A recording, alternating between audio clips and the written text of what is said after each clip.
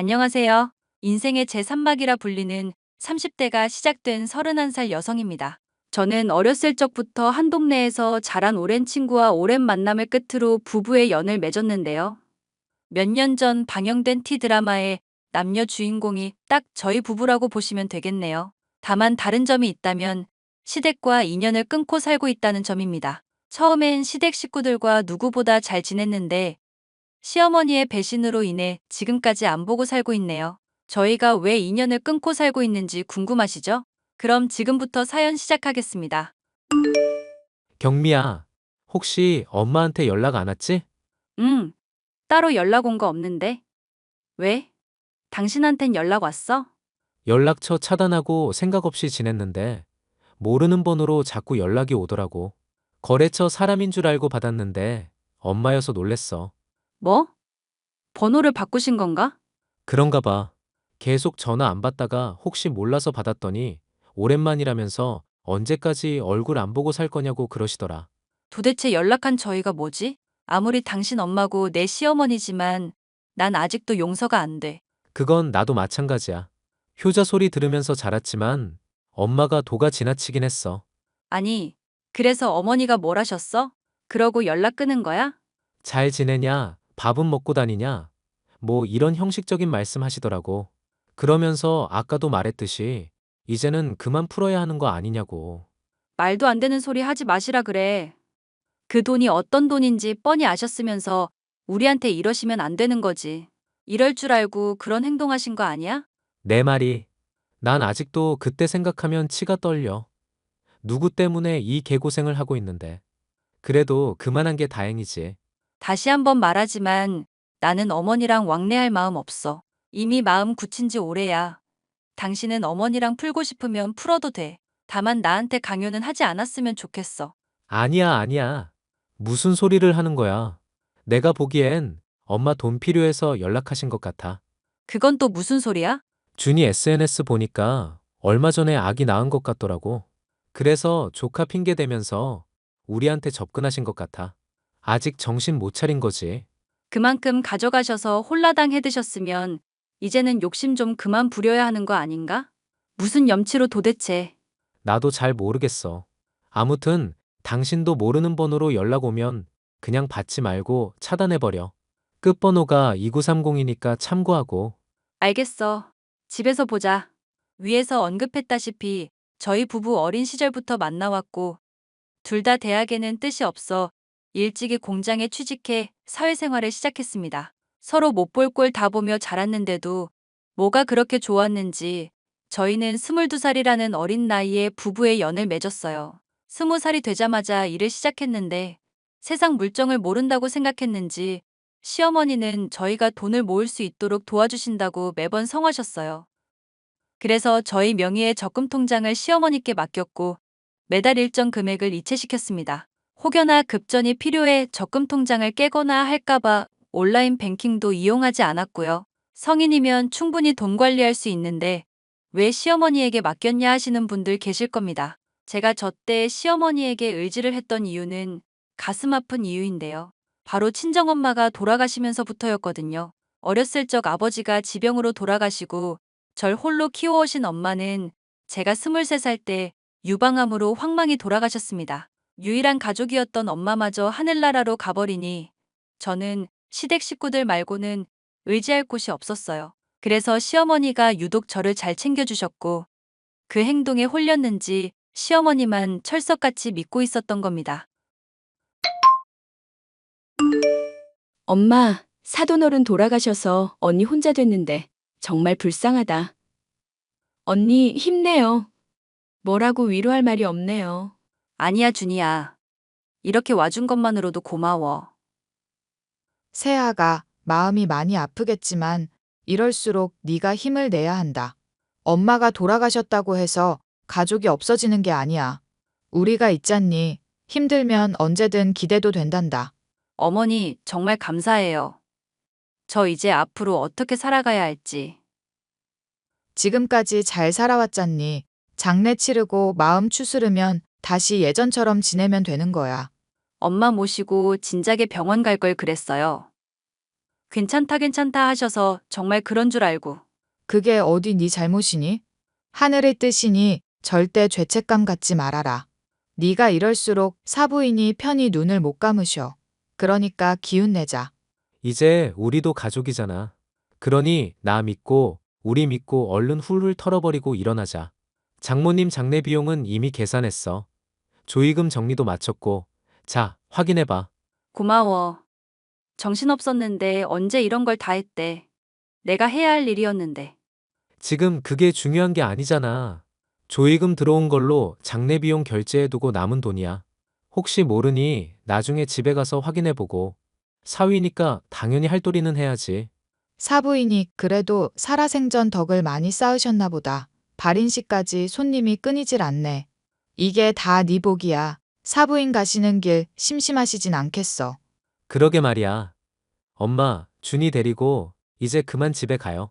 우리도 여기 마무리하고 집에 갈 테니까. 그나저나 조의금은 얼마나 들어온 거니? 장부 보니까 꽤 많아 보이던데. 그걸 엄마가 왜 궁금해? 이거 엄연히 경미 관할이야. 나는 그냥 도와준 것뿐이고 괜히 허튼 생각하지 마. 얘, 내가 무슨 허튼 생각을 한다고 그러니? 누가 보면 아주 악덕 시어머니인 줄 알겠다. 우리 먼저 들어갈 테니까 마무리 잘하고 와. 세아가 이따 보자꾸나.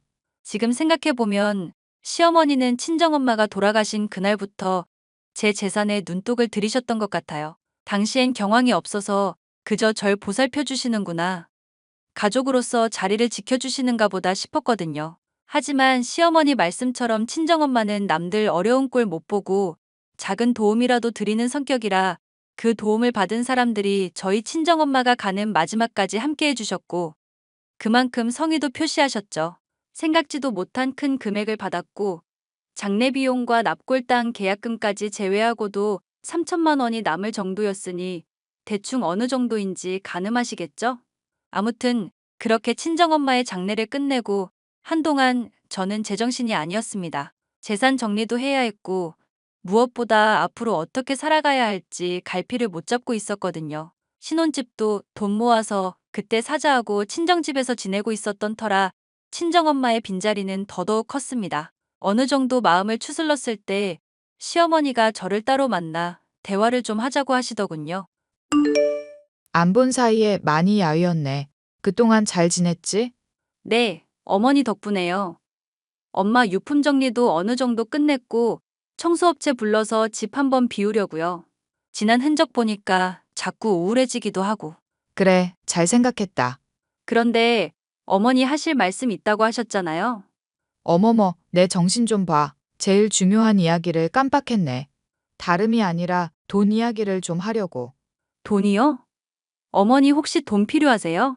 제가 벌어둔 건 얼마 없지만 아니, 얘는 누가 돈 빌려달라고 왔다니? 앞으로 어떻게 살 건지 이야기도 좀 들어보고 하려고. 정리해야 할 게 한두 가지가 아닐 것 같아서 내가 못 물어봤다만 이참에 내가 나서서 정리해 줄 것 좀 해주려고 그런다. 안 그래도 은행 한번 가야 했어요. 엄마 사망보험금이랑 남겨주신 돈 얼마 되진 않지만 모아두려고 했거든요. 금액이 얼마나 되는데 그러니? 이왕이면 이율도 높고 대우 좋게 해주는 은행 가야지. 사망보험금 7천만 원에 조의금으로 3천만 원 정도요. 저희 나중에 집 살 건데 잘 묵혀뒀다가 그때 보태 쓰려고 합니다. 그래? 잘 생각했네. 그럼 이왕 이렇게 된 거 여기는 리모델링해서 월세든 전세든 주고 너희들 우리 집에 들어와서 사는 건 어떠니?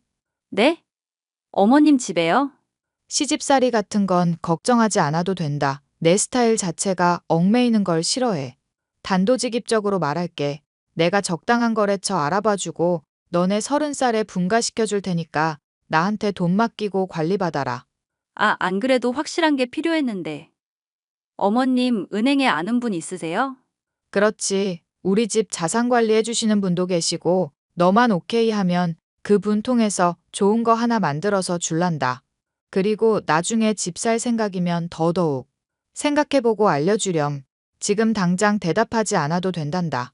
그이랑도 상의해보고 저희가 앞으로 어떻게 살지 계획도 짜봐야 하고요. 그래, 그래. 급한 거 아니니까 천천히 생각하고 알려줘. 나는 너희들한테 도움을 주려고 하는 거니까. 네, 연락드릴게요. 자기야, 어머니한테 연락이 왔는데 응, 말해. 어머니가 우리 목돈 관리해 주시겠다고 하는데 당신은 어떻게 생각해? 우리도 알아보고 있던 참이었잖아. 그렇지.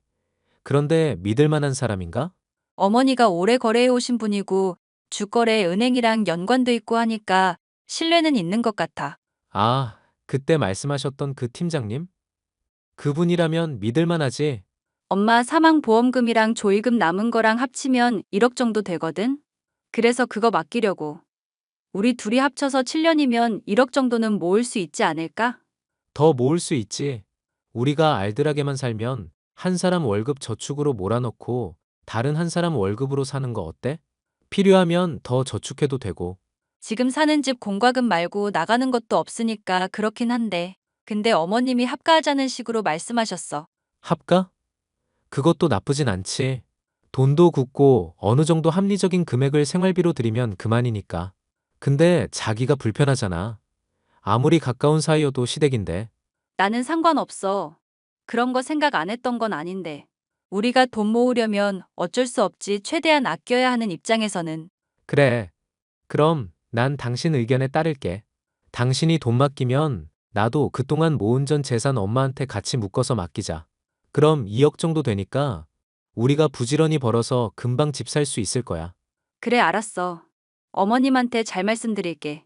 그렇게 저는 무언가에 홀린 듯 1억 남짓한 금액을 시어머니께 맡겼습니다. 그 어떤 은행보다 든든했고 저희가 30살이 되면 집을 구매해 분가를 할 계획이었거든요. 평소 자주 거래하던 은행도 있으셨고 자산 관리해 주시는 팀장님이라는 분과 정말 긴밀한 관계셨어요.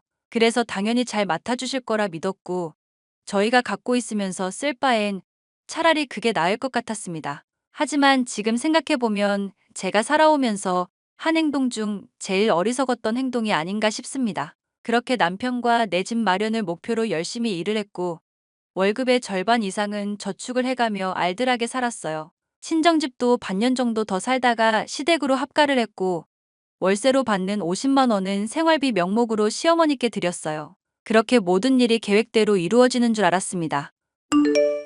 엄마, 나 다음 주에 남자친구 데리고 인사하러 올게. 우리 결혼하기로 했거든. 어머, 그게 정말이니? 그 대학병원 의사라는 그 사람 맞지? 응, 이제 전문에 달았어. 우리 엄마 의사 사위 두게 생겼네. 잘 됐다. 우리 예쁜 딸 누가 데려가나 했더니 이런 복덩이를 물어올 줄이야.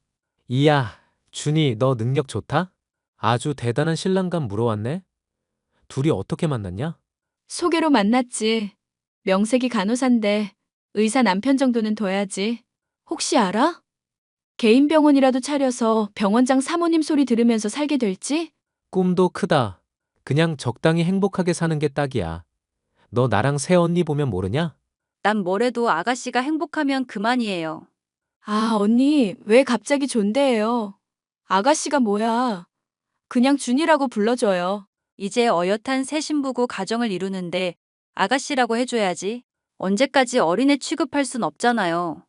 안 그래요, 어머니? 그래, 그건 새언니 말이 맞아. 사위 앞에서 새언니가 너한테 이름 부르면 그것도 격식에 안 맞는 거야. 의사 아들 둘 집안이면 대단한 집안 같은데 너 감당할 자신 있겠냐? 집안은 무슨 집안? 거기서 거기지. 사랑하기 나름 아니야? 나도 한성격하니까 걱정하지 마. 그나저나 결혼은 언제로 생각하는데? 그것까지 자세히 이야기 안 나눴지. 아마 내년 가을쯤이 되지 않을까 싶은데. 난 더울 때 결혼하는 거 질색이야. 그런 건 나중에 정하면 되니까 너는 네 예비 남편 관리나 잘해. 식장에 손잡고 들어가기 전까진 모르는 거다. 그러니 진작에 관리 들어가야 해. 알겠어, 엄마. 그럼 다음 주에 인사시키러 올게. 그래라. 새언니랑 바쁘게 움직여야겠구나. 어머니, 어차피 금요일에 장 보러 가야 하니까 음식 만들 재료도 같이 장 봐요. 그래, 그러자꾸나. 7년이라는 시간이 흐른 뒤 신우이는 간호대학을 졸업해 한 대학병원에서 근무를 시작했고 동료의 소개로 서방님을 소개받았다고 했습니다. 1년도 안 되는 연애 기간을 끝으로 둘이 부부의 연을 맺기로 했다며 얼마나 들떠있던지요. 그 시점에 저희 부부도 서른을 앞두고 있었고 내 집 마련에 대한 부푼 마음을 안고 있었습니다. 그때까지만 해도 저희는 시누이가 결혼하고 그 뒤에 집을 구매하면 되겠다 싶었거든요. 그런데 문제는 그때부터였어요. 시누이가 결혼을 한다고 했을 때부터 돈 문제로 갈등을 빚을 줄 몰랐거든요. 집에 인사도 오고 상견례를 하고 난 뒤 시댁 분위기가 좋지 않았습니다. 하, 그 녀석 때문에 골머리 앓고 있네. 우리 결혼할 때랑은 완전 천지 차이야. 왜? 무슨 일 있어? 아니, 매제네 집안에서 혼수랑 예단을 어마어마하게 불렀거든. 어느 정도길래 그래? 선택지가 두 가지가 있거든. 그쪽에서 집을 해올 테니 그 절반만큼 혼수 예단해 오던지 아니면 혼수고 뭐고 다 없어도 되니 개인 병원 개원할 돈을 보태던지 하라던데? 뭐? 몇 천만 원 가지고 턱도 없겠다. 그 결혼 꼭 해야 하는 거야? 준이가 저렇게 죽고 못 사는데 어쩌겠어? 결혼시켜야지. 근데 내가 알기론 엄마가 그만한 돈이 없거든. 어머니는 뭘 하시는데? 처음에는 머리 싸매시더니 자기가 알아서 해결하겠다고 그러시더라고. 지금 아마 준비 들어갔을 거야. 그래도 잘 해결돼서 다행이네. 아가씨 결혼하고 나면 우리도 적당한 때 봐서 집 사야지. 벌써 그럴 때가 된 건가? 우리가 따로 모은 돈이랑 어머니한테 맡겨둔 돈 합치면 조금 부족하지만 대출 7천만 원 정도 받으면 직장 근처에 괜찮은 아파트 얻을 수 있겠던데? 정말? 내가 자세히 알아보질 않아서. 요즘 집값이 떨어지긴 했다더라. 자기 준비성 철저한데? 당연하지. 우리 첫 집인데. 아무튼 아가씨 결혼식 마치고 나서 차츰 준비해보자. 알겠어. 예비 사돈될 집안에서는 의사 아들을 둔 자부심이 있어서인지 과도한 혼수를 요구했다고 했습니다. 하지만 무슨 일인지 결혼은 생각보다 수월하게 진행이 되었죠. 그때라도 의심을 했어야 하는 건데 정말 안일하게 생각했던 저희가 잘못한 거였죠. 시누이가 신혼여행도 다녀오고 한참 신혼의 단꿈에 젖어 있을 때 저희는 내 집 마련을 위한 생각만 하고 있었어요. 겨울에 집을 구매해 봄에 입주를 할 생각이었습니다. 저희 부부는 시어머니께 그동안 맡겨두었던 돈을 달라고 요청했지만 웬일인지 차일피일 미루시더라고요. 이런저런 일이 있으시다는 핑계로 저희와의 만남도 미루시고 그럴수록 저희 부부에겐 찝찝함만이 남았습니다. 그러던 어느 날 시누이 부부와 저희 부부가 함께 저녁 식사를 하던 때였어요. 언니, 오늘 식사한 건 우리가 계산할게요. 아니 왜? 원래 우리가 사기로 한 건데. 그래요, 아가씨. 모처럼 만난 건데 우리가 살게요. 왜 안 하던 행동을 하고 그래? 에이, 어떻게 그래요? 사람이 염치가 있지. 언니랑 오빠 아니었음 결혼 못 했잖아요. 응? 그게 무슨 소리냐? 우리가 아니었음 결혼 못 했다니? 아, 엄마가 내색하지 말라고 했는데 사람 된 도리로 어떻게 그래. 이 사람도 항상 고맙다고 하는데 내가 식사라도 한 끼 대접해야지. 맨입으로 그런 큰 돈 꿀꺽하는 파렴치한 아니다? 큰 돈? 우리가 축의금이랍시고 얼마 못 해줬는데. 에이, 아니, 축의금은 축의금이고 솔직히 언니 오빠는 축의금 안 내도 되지. 도대체 무슨 소리를 하는 거예요? 알아듣게 이야기 좀 해봐요. 우리 도움은 뭐고, 큰 돈은 뭐고. 아니, 엄마가 저한테 2억 주던데요? 오빠랑 언니가 모은 돈인데 나 결혼 못할 뻔하고 계속 속상해하니까 저한테 양보했다면서요. 세상에 통도 그런 통이 없지. 덕분에 개인 병원 차릴 자금도 마련하고 무난히 혼수랑 다 마련해서 이렇게 잘 살고 있잖아요. 정말 고마워요. 자, 잠깐만. 지금 2억이라고 했어요? 어머니가 그 돈을 주셨다고요? 네. 땡땡은행 통장이랑 도장 주면서 이걸로 결혼자금 보태라고 하셨거든요. 이렇게라도 고마움 전할 수 있어서 얼마나 좋은지 몰라요. 자, 자기야. 지금 나만 이상한 생각하는 거 아니지? 아니. 잠깐만. 야, 남준이 너 똑바로 말해. 그거 정말 엄마가 너 줬어? 갑자기 분위기가 왜 그래? 내가 뭐 잘못한 거야? 야, 너는 그걸 준다고 덥석 받냐? 물어보지도 않고? 진짜. 그 돈이 어떤 돈인데? 뭐해? 일어서지 않고. 나 직접 어머니한테 이야기 좀 들어봐야겠어. 아가씨 미안한데 다음에 봐요. 우리 먼저 일어날게요. 시누이로부터 기막힌 사실을 전해들은 저희 부부는 얼굴이 사색이 되어 그 길로 시댁으로 발걸음을 옮겼습니다. 저희가 먹는 거, 입는 거, 심지어 잠까지 줄여가며 열심히 일해서 모은 돈인데 그 돈을 홀라당 시누이를 줘버리다뇨?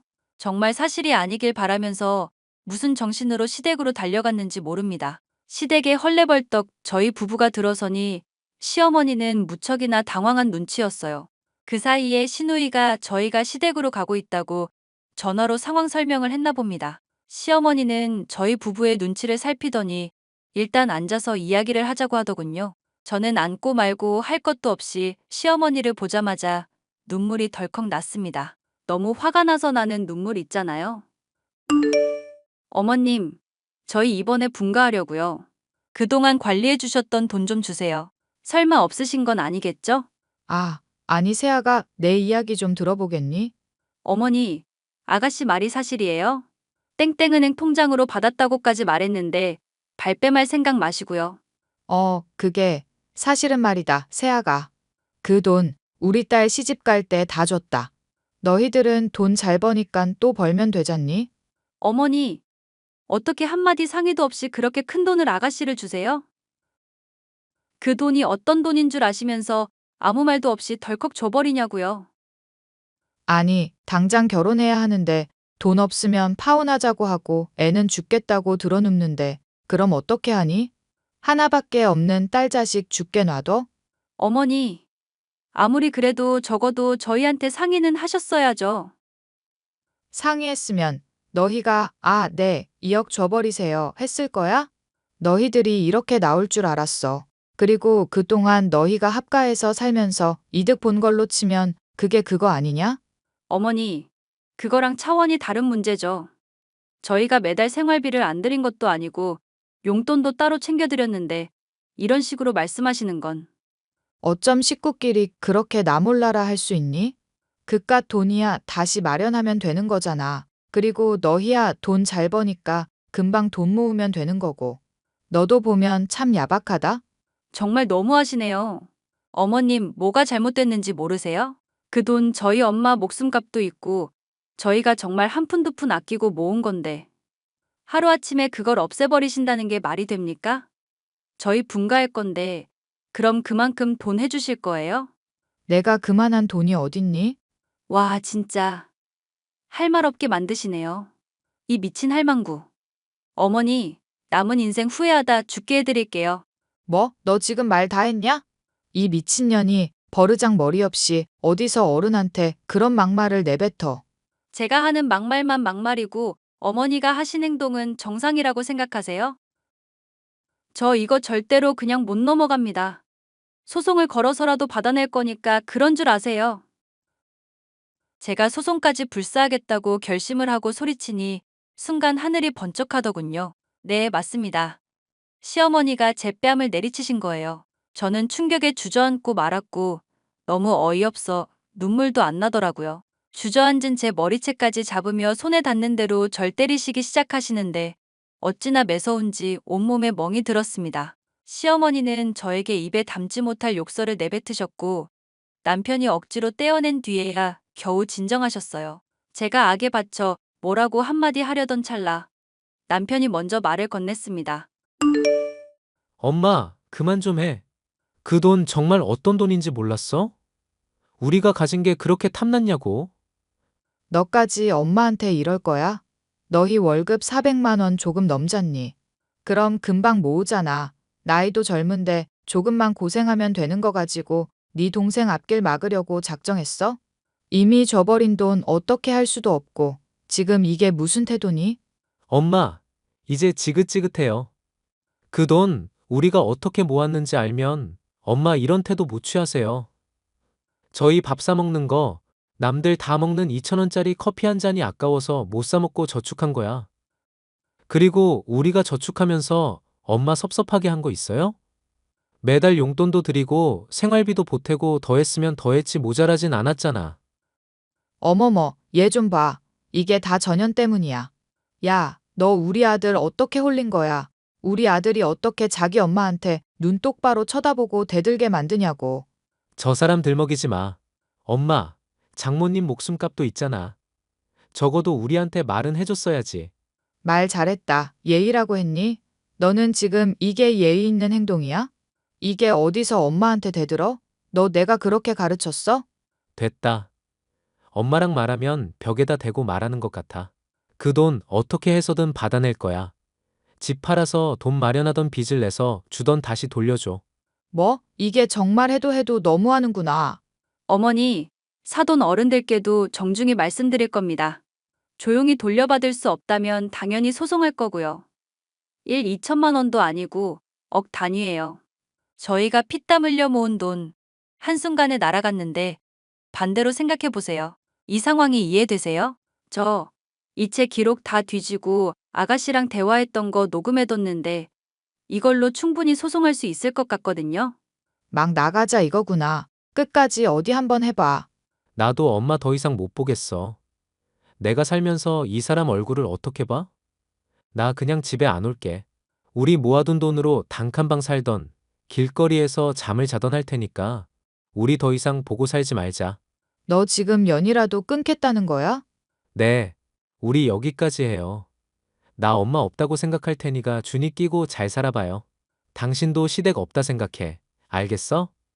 엄마, 짐은 이삿짐 센터 직원들 보내서 알아서 꾸려갈 테니까 신경 쓰지 마세요. 그럼 행복하시고요. 저희 물러갑니다. 야, 야. 저희는 그렇게 시댁을 나와 급한 대로 옥탑방을 구해 살게 되었습니다. 며칠의 시간이 흐르고 변호사 사무실에 상담도 받았어요. 소송이 가능하다는 소리에 모든 증거를 내걸고 시어머니와 시누이를 상대로 민사소송을 걸었습니다. 저희가 뺏긴 돈의 전부를 되돌려받지 못하지만 1억 2천만 원 돌려받았어요. 그 돈과 저희가 따로 모아둔 돈으로 아파트는 아니지만 작은 빌라를 얻었습니다. 곧 재개발이 된다는 소식이 들려오는 동네였고 투자 가치가 있다고 생각해 과감히 구매했죠. 아니나 다를까 지금은 재개발이 확정돼서 보상금을 조정하고 있는 중입니다. 1억 5천으로 시작한 집이 적어도 5에서 6배를 뛸 텐데 그 돈으로 보란 듯이 좋은 집 구해서 가려고요. 시어머니는 미친 듯이 연락을 해대셨고 저에게 천륜 끊어놓는 천하의 못된 년이라며 막말을 퍼부으셨어요. 모든 연락처를 차단했고 그렇게 지금까지 연 끊고 지내고 있는 겁니다. 내년에는 쌍둥이 형제도 태어날 예정인데요. 남편을 쏙 빼닮았으면 하는 바람입니다. 앞으로 살면서 시댁과 더 이상의 교류는 없을 거예요. 남편이 스스로 이야기할 때까지 시댁 이야기는 먼저 꺼내지도 않을 겁니다. 가족 같지도 않은 사람들한테 잘 보일 이유도 없고 굳이 아들과 며느리라는 이유로 숙이고 들어갈 이유도 없으니까요. 아, 신우이랑은 종종 연락하고 지냅니다. 자주는 아니고 생사 여부 묻는 정도요. 신우이는 모든 사건의 전말을 알고는 저희 부부에게 매번 미안해하고 있습니다. 그런 신우이를 보자면 저희가 너무했나 싶기도 하지만 이미 한번 마음이 돌아서서 돌이키기엔 늦은 것 같네요. 제 사연은 여기까지입니다. 앞으로 더 승승장구할 거고 제 긴 사연 읽어주셔서 감사드려요. 공감이 되셨다면 응원의 댓글도 부탁드립니다.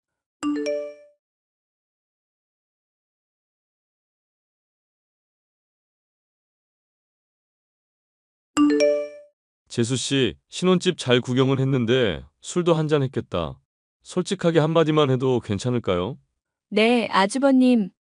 혹시 뭐 불편하신 거라도 있으셨을까요? 차린 음식이 마음에 안 드셨다든가. 당연히 마음에 안 들었죠. 제가 음식 배달만 지금 10년 차입니다. 어지간히 맛있는 음식은 당연히 구경 많이 하고 살았겠죠. 그런데 오늘 보니까 뭐 상다리에 반찬이라고 해봐야 10가지도 안 되고 영부실에서 입맛이 하나도 안 살더라고요.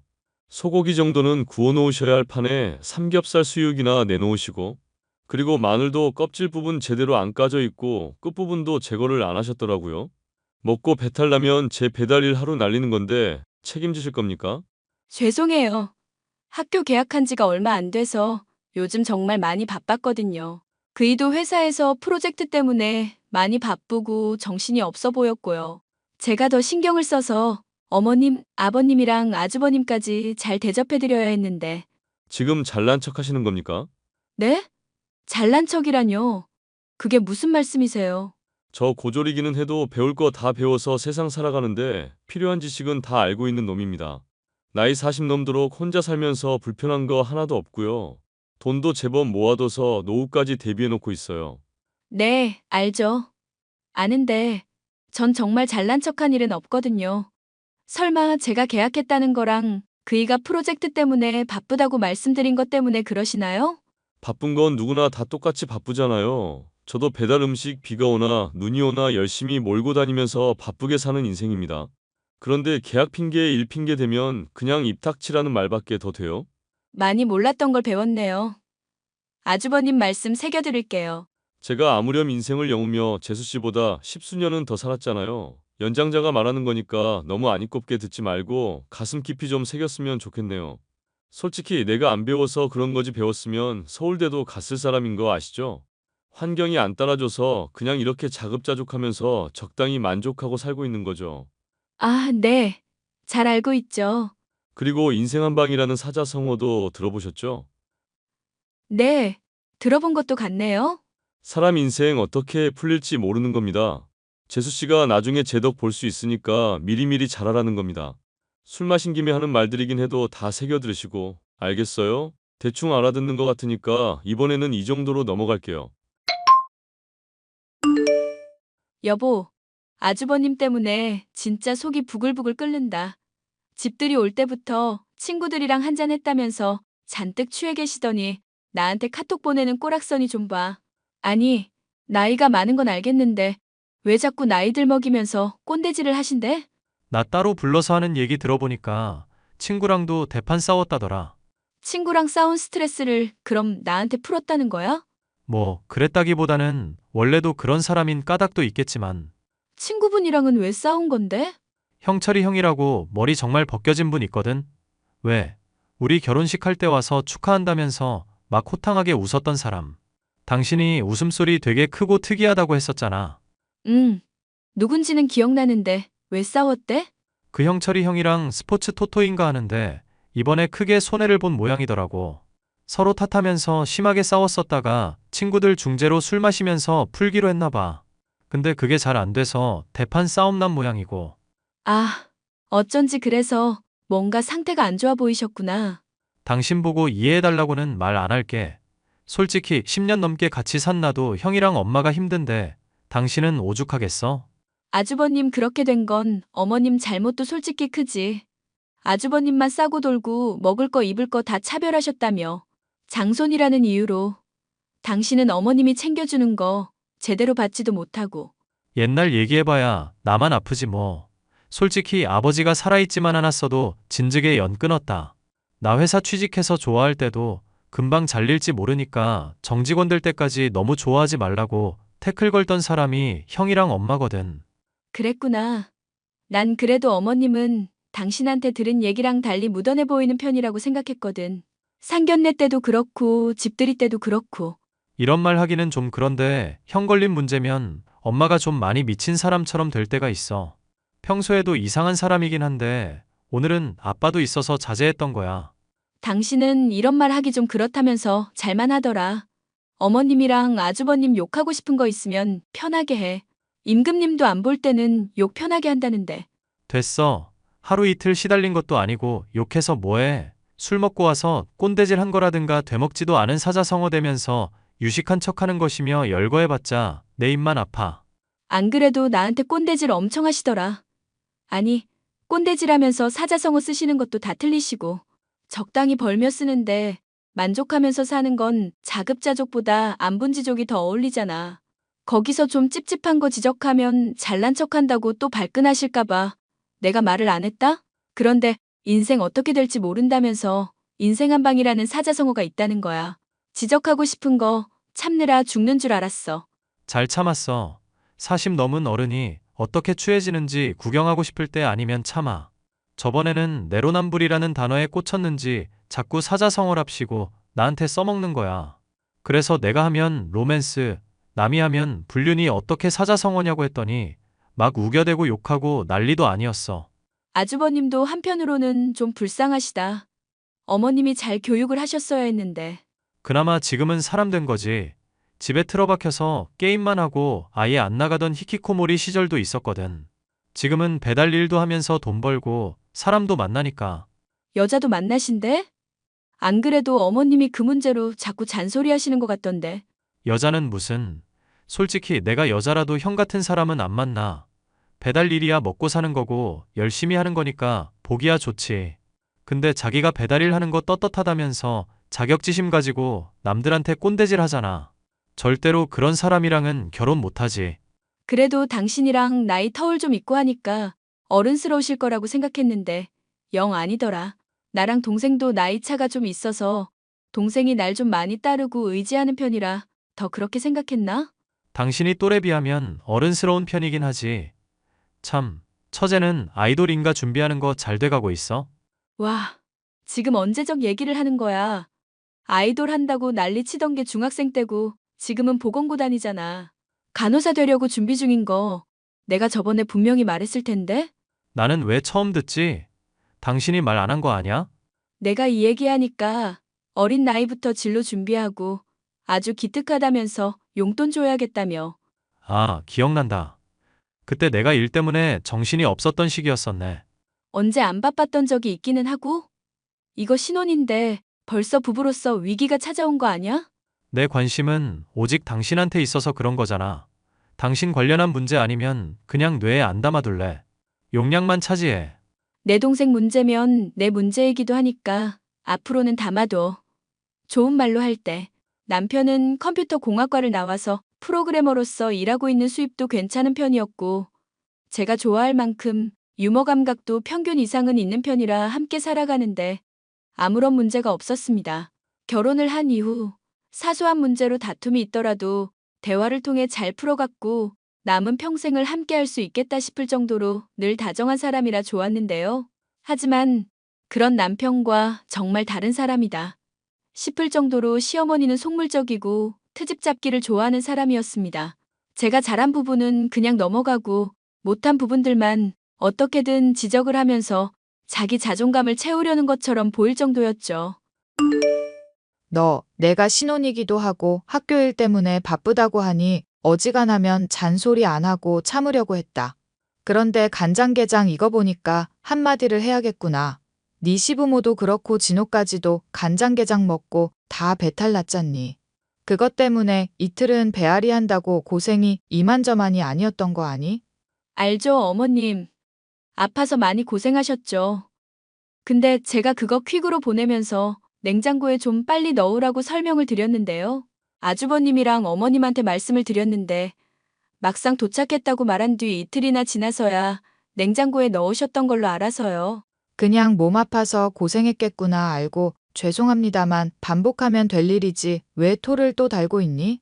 진호 배달일 하느라 힘들어 하길래 날 잡아서 여행 가서 같이 회 먹고 펜션에서 하루 자고 왔다. 그게 죽을 죄인 줄은 몰랐구나. 죽을 죄라는 게 아니라요. 어머님, 퀵으로 택배 보낸다고 할 때는 알겠다고 하셔놓고서 수령하고 나서 바로 냉장고에 안 넣으셨던 게 안타까워서 그러죠. 쇼핑몰에서 구매할 때 나름 리뷰도 좋고 아는 사람이 하는 곳이라 시켜드렸던 건데 상해서 배탈까지 나셨다니 저도 마음이 안 좋네요. 원래 장사꾼들이라는 게 아는 사람까지도 다 등쳐먹고 사기치고 그러는 거야. 리뮤 그것도 죄다 조작일 게 틀림없는데 그걸 믿고 주문을 했다는 거니? 이러니까 네가 헛똑똑이라는 거야. 백날 애들 가르치면서 공자왈 맹자왈 줄줄 씨부리기만 하면 뭐 하겠니? 이런 간단한 이치도 몰라서 사람 배탈이나 나게 하고. 사실 저도 남편이랑 시켜서 먹었는데 맛있게 잘 먹었거든요. 더운 날씨에 너무 방치되어 있었던 게 문제 아닐까요? 우연히 너한테 만난 게 같나 보지. 넌 어쩜 그렇게 애가 자기 중심적으로 좋을 대로만 상황을 해석하니? 답을 정해놓고 박박 우겨대는 꼴을 보니 부부 아니랄까봐 영호 안 좋은 점을 벌써 닮아버렸구나. 어디 시어미가 말하는 것마다 토를 달고 있어. 나중에 집에 와서 한번 드셔보세요. 진짜 맛있는 간장게장이라 그래요. 됐으니까 앞으로 선물하고도 욕먹기 싫으면 똑바로 하거라. 알겠어? 모르겠어? 알겠다고 대답 안 하면 혼쭐을 내줄 테니 그렇게 알거라. 네, 알겠습니다, 어머님. 날이 갈수록 표독스러워지는 시어머니의 참견과 우기기 때문에 한숨이 나오는 일이 하루 이틀이 아니었습니다. 남편에게 이 문제를 편하게 얘기할 수 없는 것은 그럴 때마다 길길이 화를 내며 시어머니와 당장이라도 싸우려 들었던 까닭이었는데요. 참고 넘어갈 수 있는 문제를 굳이 꺼내어 모자 관계를 갈라놓을 것 같아 마음이 좋지 않았거든요. 당신 엄마한테 간장게장 보낸 일로 잔소리 들었다며? 좋은 경험했지. 내가 간장게장 보내고 욕먹기는 난생 처음이거든. 엄마는 남한테 늘 틀린 것만 채점하는 사람이라 그래.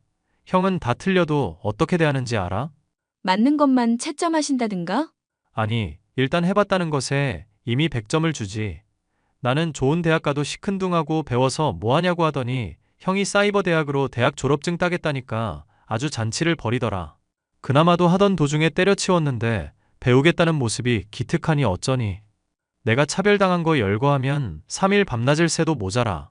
이러니까 내가 계모라고밖에 계속 생각이 안 들지. 어머님은 대체 무슨 생각이신지 모르겠어.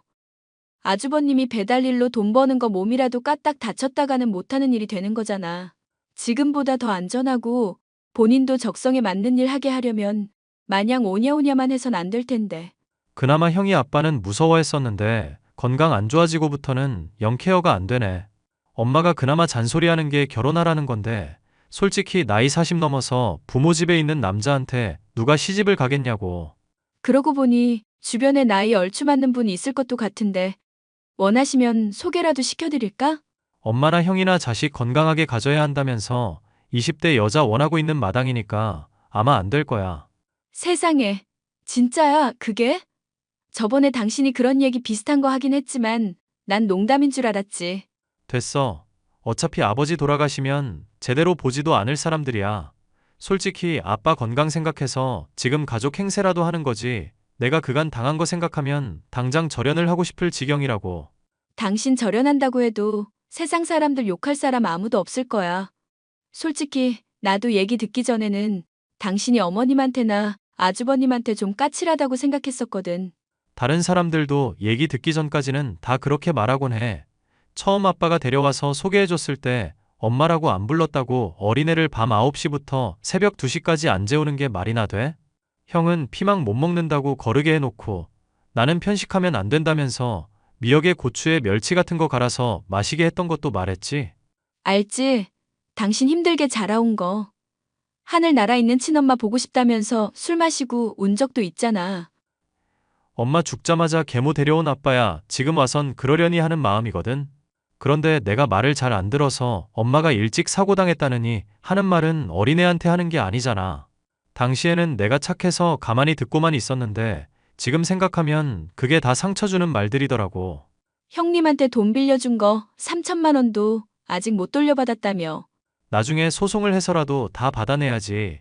빌릴 때는 2달 내로 갚겠다고 해놓고 이제 와서 가족끼리 뭔 돈을 갚냐고 하는데 얄미워 죽겠다. 남편은 아주버님과 시어머니로부터 많은 스트레스를 받고 있어. 언젠가는 절연을 할 거라고 입버릇처럼 말하곤 했죠. 그런데 아버님의 병환이 더 깊어지게 되면서 아주버님이 저와 남편의 집에 머물 일이 생기게 되었습니다. 골골거리는 사람 옆에 아주버님이 있으면 안 좋은 기운을 받는다며 시어머니가 고집을 부리며 말도 안 되는 주장을 해서 어쩔 수가 없었죠. 남편이나 저나 아버님에게 크게 스트레스가 될까봐 어쩔 수 없이 이를 받아들여야만 했습니다. 재수 씨, 솔직히 술을 마시고 돌아왔으면 해장국 정도는 센스 아닙니까? 아무리 엄마 부탁 때문에 억지로 집에 받아들여줬다지만 이렇게까지 눈칫밥 주시면 곤란해요. 아주버님, 술 마시고 오토바이 모시다가 정말 큰일 나는 수가 있어요. 그런 행동하면 숙취해소고 뭐고 안 해드린다고 남편이랑 제가 말씀드렸잖아요.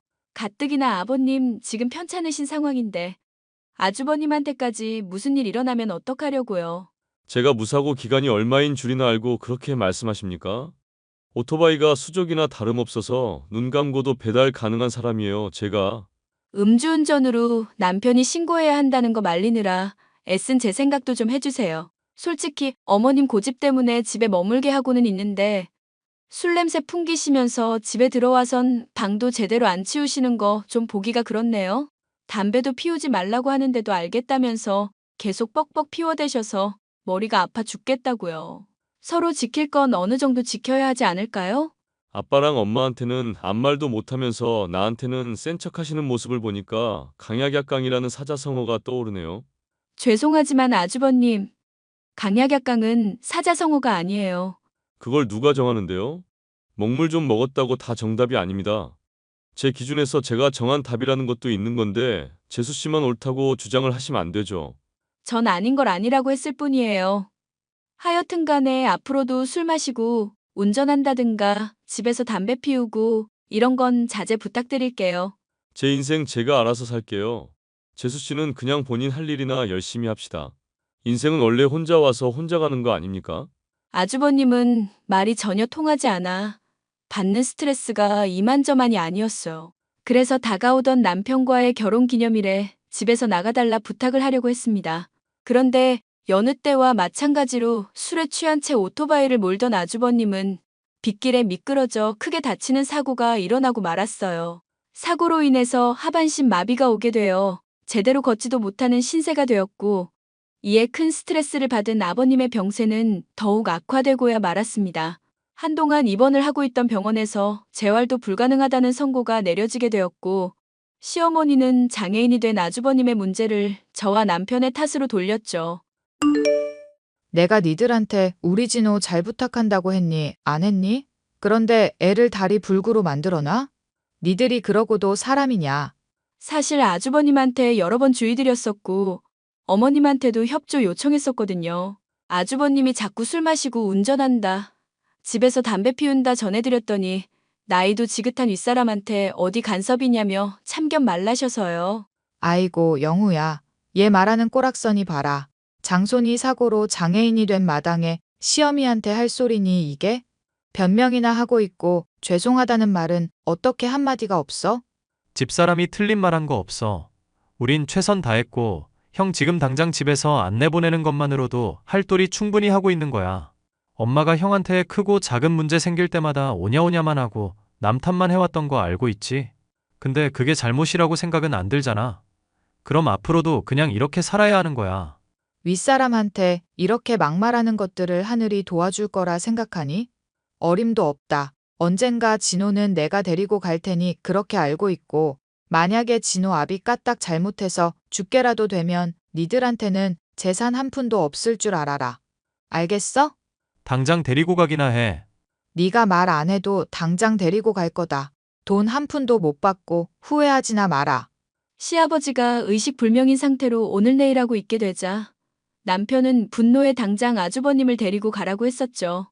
집안이 어수선한 중에 친정엄마가 고등학교에 다니던 동생과 함께 방문을 해온 일도 있었는데요.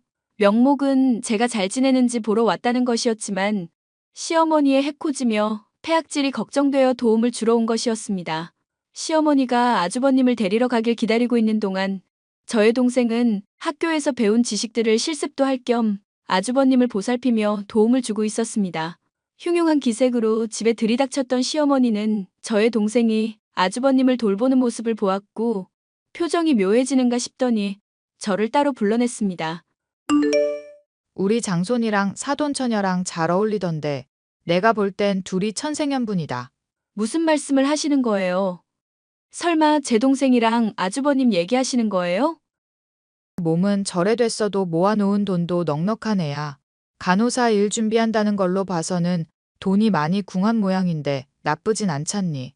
이참에 날 잡고 시골리는 거 어떠냐? 40 먹은 장애인 노총각이랑 18살짜리랑 결혼시키자고요? 인연 진짜 또라이년이네? 뭐, 또라이? 너 지금 시어미한테 또라이라고 했니? 그래, 이 또라이야. 내 동생이 한때나마 아이돌도 해볼까 하던 인물이야. 춤도 못 추고 노래도 못하지만 그래도 내 이쁜 동생이라고. 인성, 외모 다 파탄나서 쓸데라고는 하나 없는 인간이랑 결혼? 미쳤니? 야, 이게 미쳐가지고 어른한테 어디 또라이니 뭐니 욕을 하고 있어. 미친년아, 그래. 오늘 너 죽고 나 죽자. 절 따로 불러 무슨 얘기를 하려나 했더니 제 동생과 아주버님을 결혼시키자는 미친 소리를 아무렇지 않게 내뱉는 시어머니. 그동안 당해왔던 일까지 겹쳐지니 황당하다 못해 분노가 끓어오르더군요. 속에 있는 말을 필터 없이 꺼낸 결과 서로 머리채를 붙잡고 싸우는 사태로까지 이어지게 되었죠. 고래고래 악을 쓴 것과 달리 영 기력이 없던 시모는 저에게 머리채를 쥐어뜯기고 그 자리에 주저앉아 서럽다며 엉엉 울어대기까지 했습니다.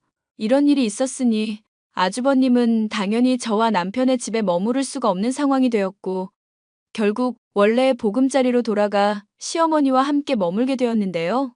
사고로 인해 한순간에 장애인이 되어버린 아주버님이 딱하기는 하지만 그렇게 경고를 했음에도 잘못을 저지른 것은 본인이니 누굴 탓할 수도 없는 상황이었죠. 영후가 내 연락은 아예 받지도 않고 문자는 읽지도 않는구나. 그래서 너한테 어쩔 수 없이 말을 한다, 아가. 언제 죽을지도 모를 마당의 가족이 이렇게 분열해서 되겠니? 가족이요? 어머님한테 가족은 아주버님 말고는 없잖아요. 그러니까 어린 제 동생이랑 결혼을 시키자는 말도 아무렇지 않게 하시죠. 어차피 여자는 돈 많은 남자한테 시집 가는 게 최고다. 잘 보살피면 내가 재산 물려주겠다. 모아놓은 돈 많겠다. 문제될 거 있겠니? 솔직히 교사니 프로그래머니 해봐야 월급쟁이 신세에 불과하고 그건 간호사도 마찬가지 아니냐. 거지같이 남의 돈 빌어먹느니 그냥 때려치우고 주부로 지내는 게 좋지. 죄송하지만 어머님, 이 와중에도 완전 착각을 하시는 내용이 있네요. 아주버님 병원 실려갔을 때 친구분들 연락처 알아내 전하려다가 알게 됐거든요.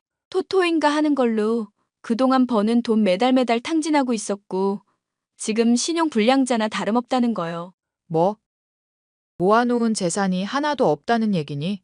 우리 장손이 그럴 리가 없다. 현실을 인정하는 것부터 시작을 하셔야죠. 아주버님, 지금 신용 불량자라니까요? 인연이 좋게 대해주려니까 또 막말을 하게 만드네.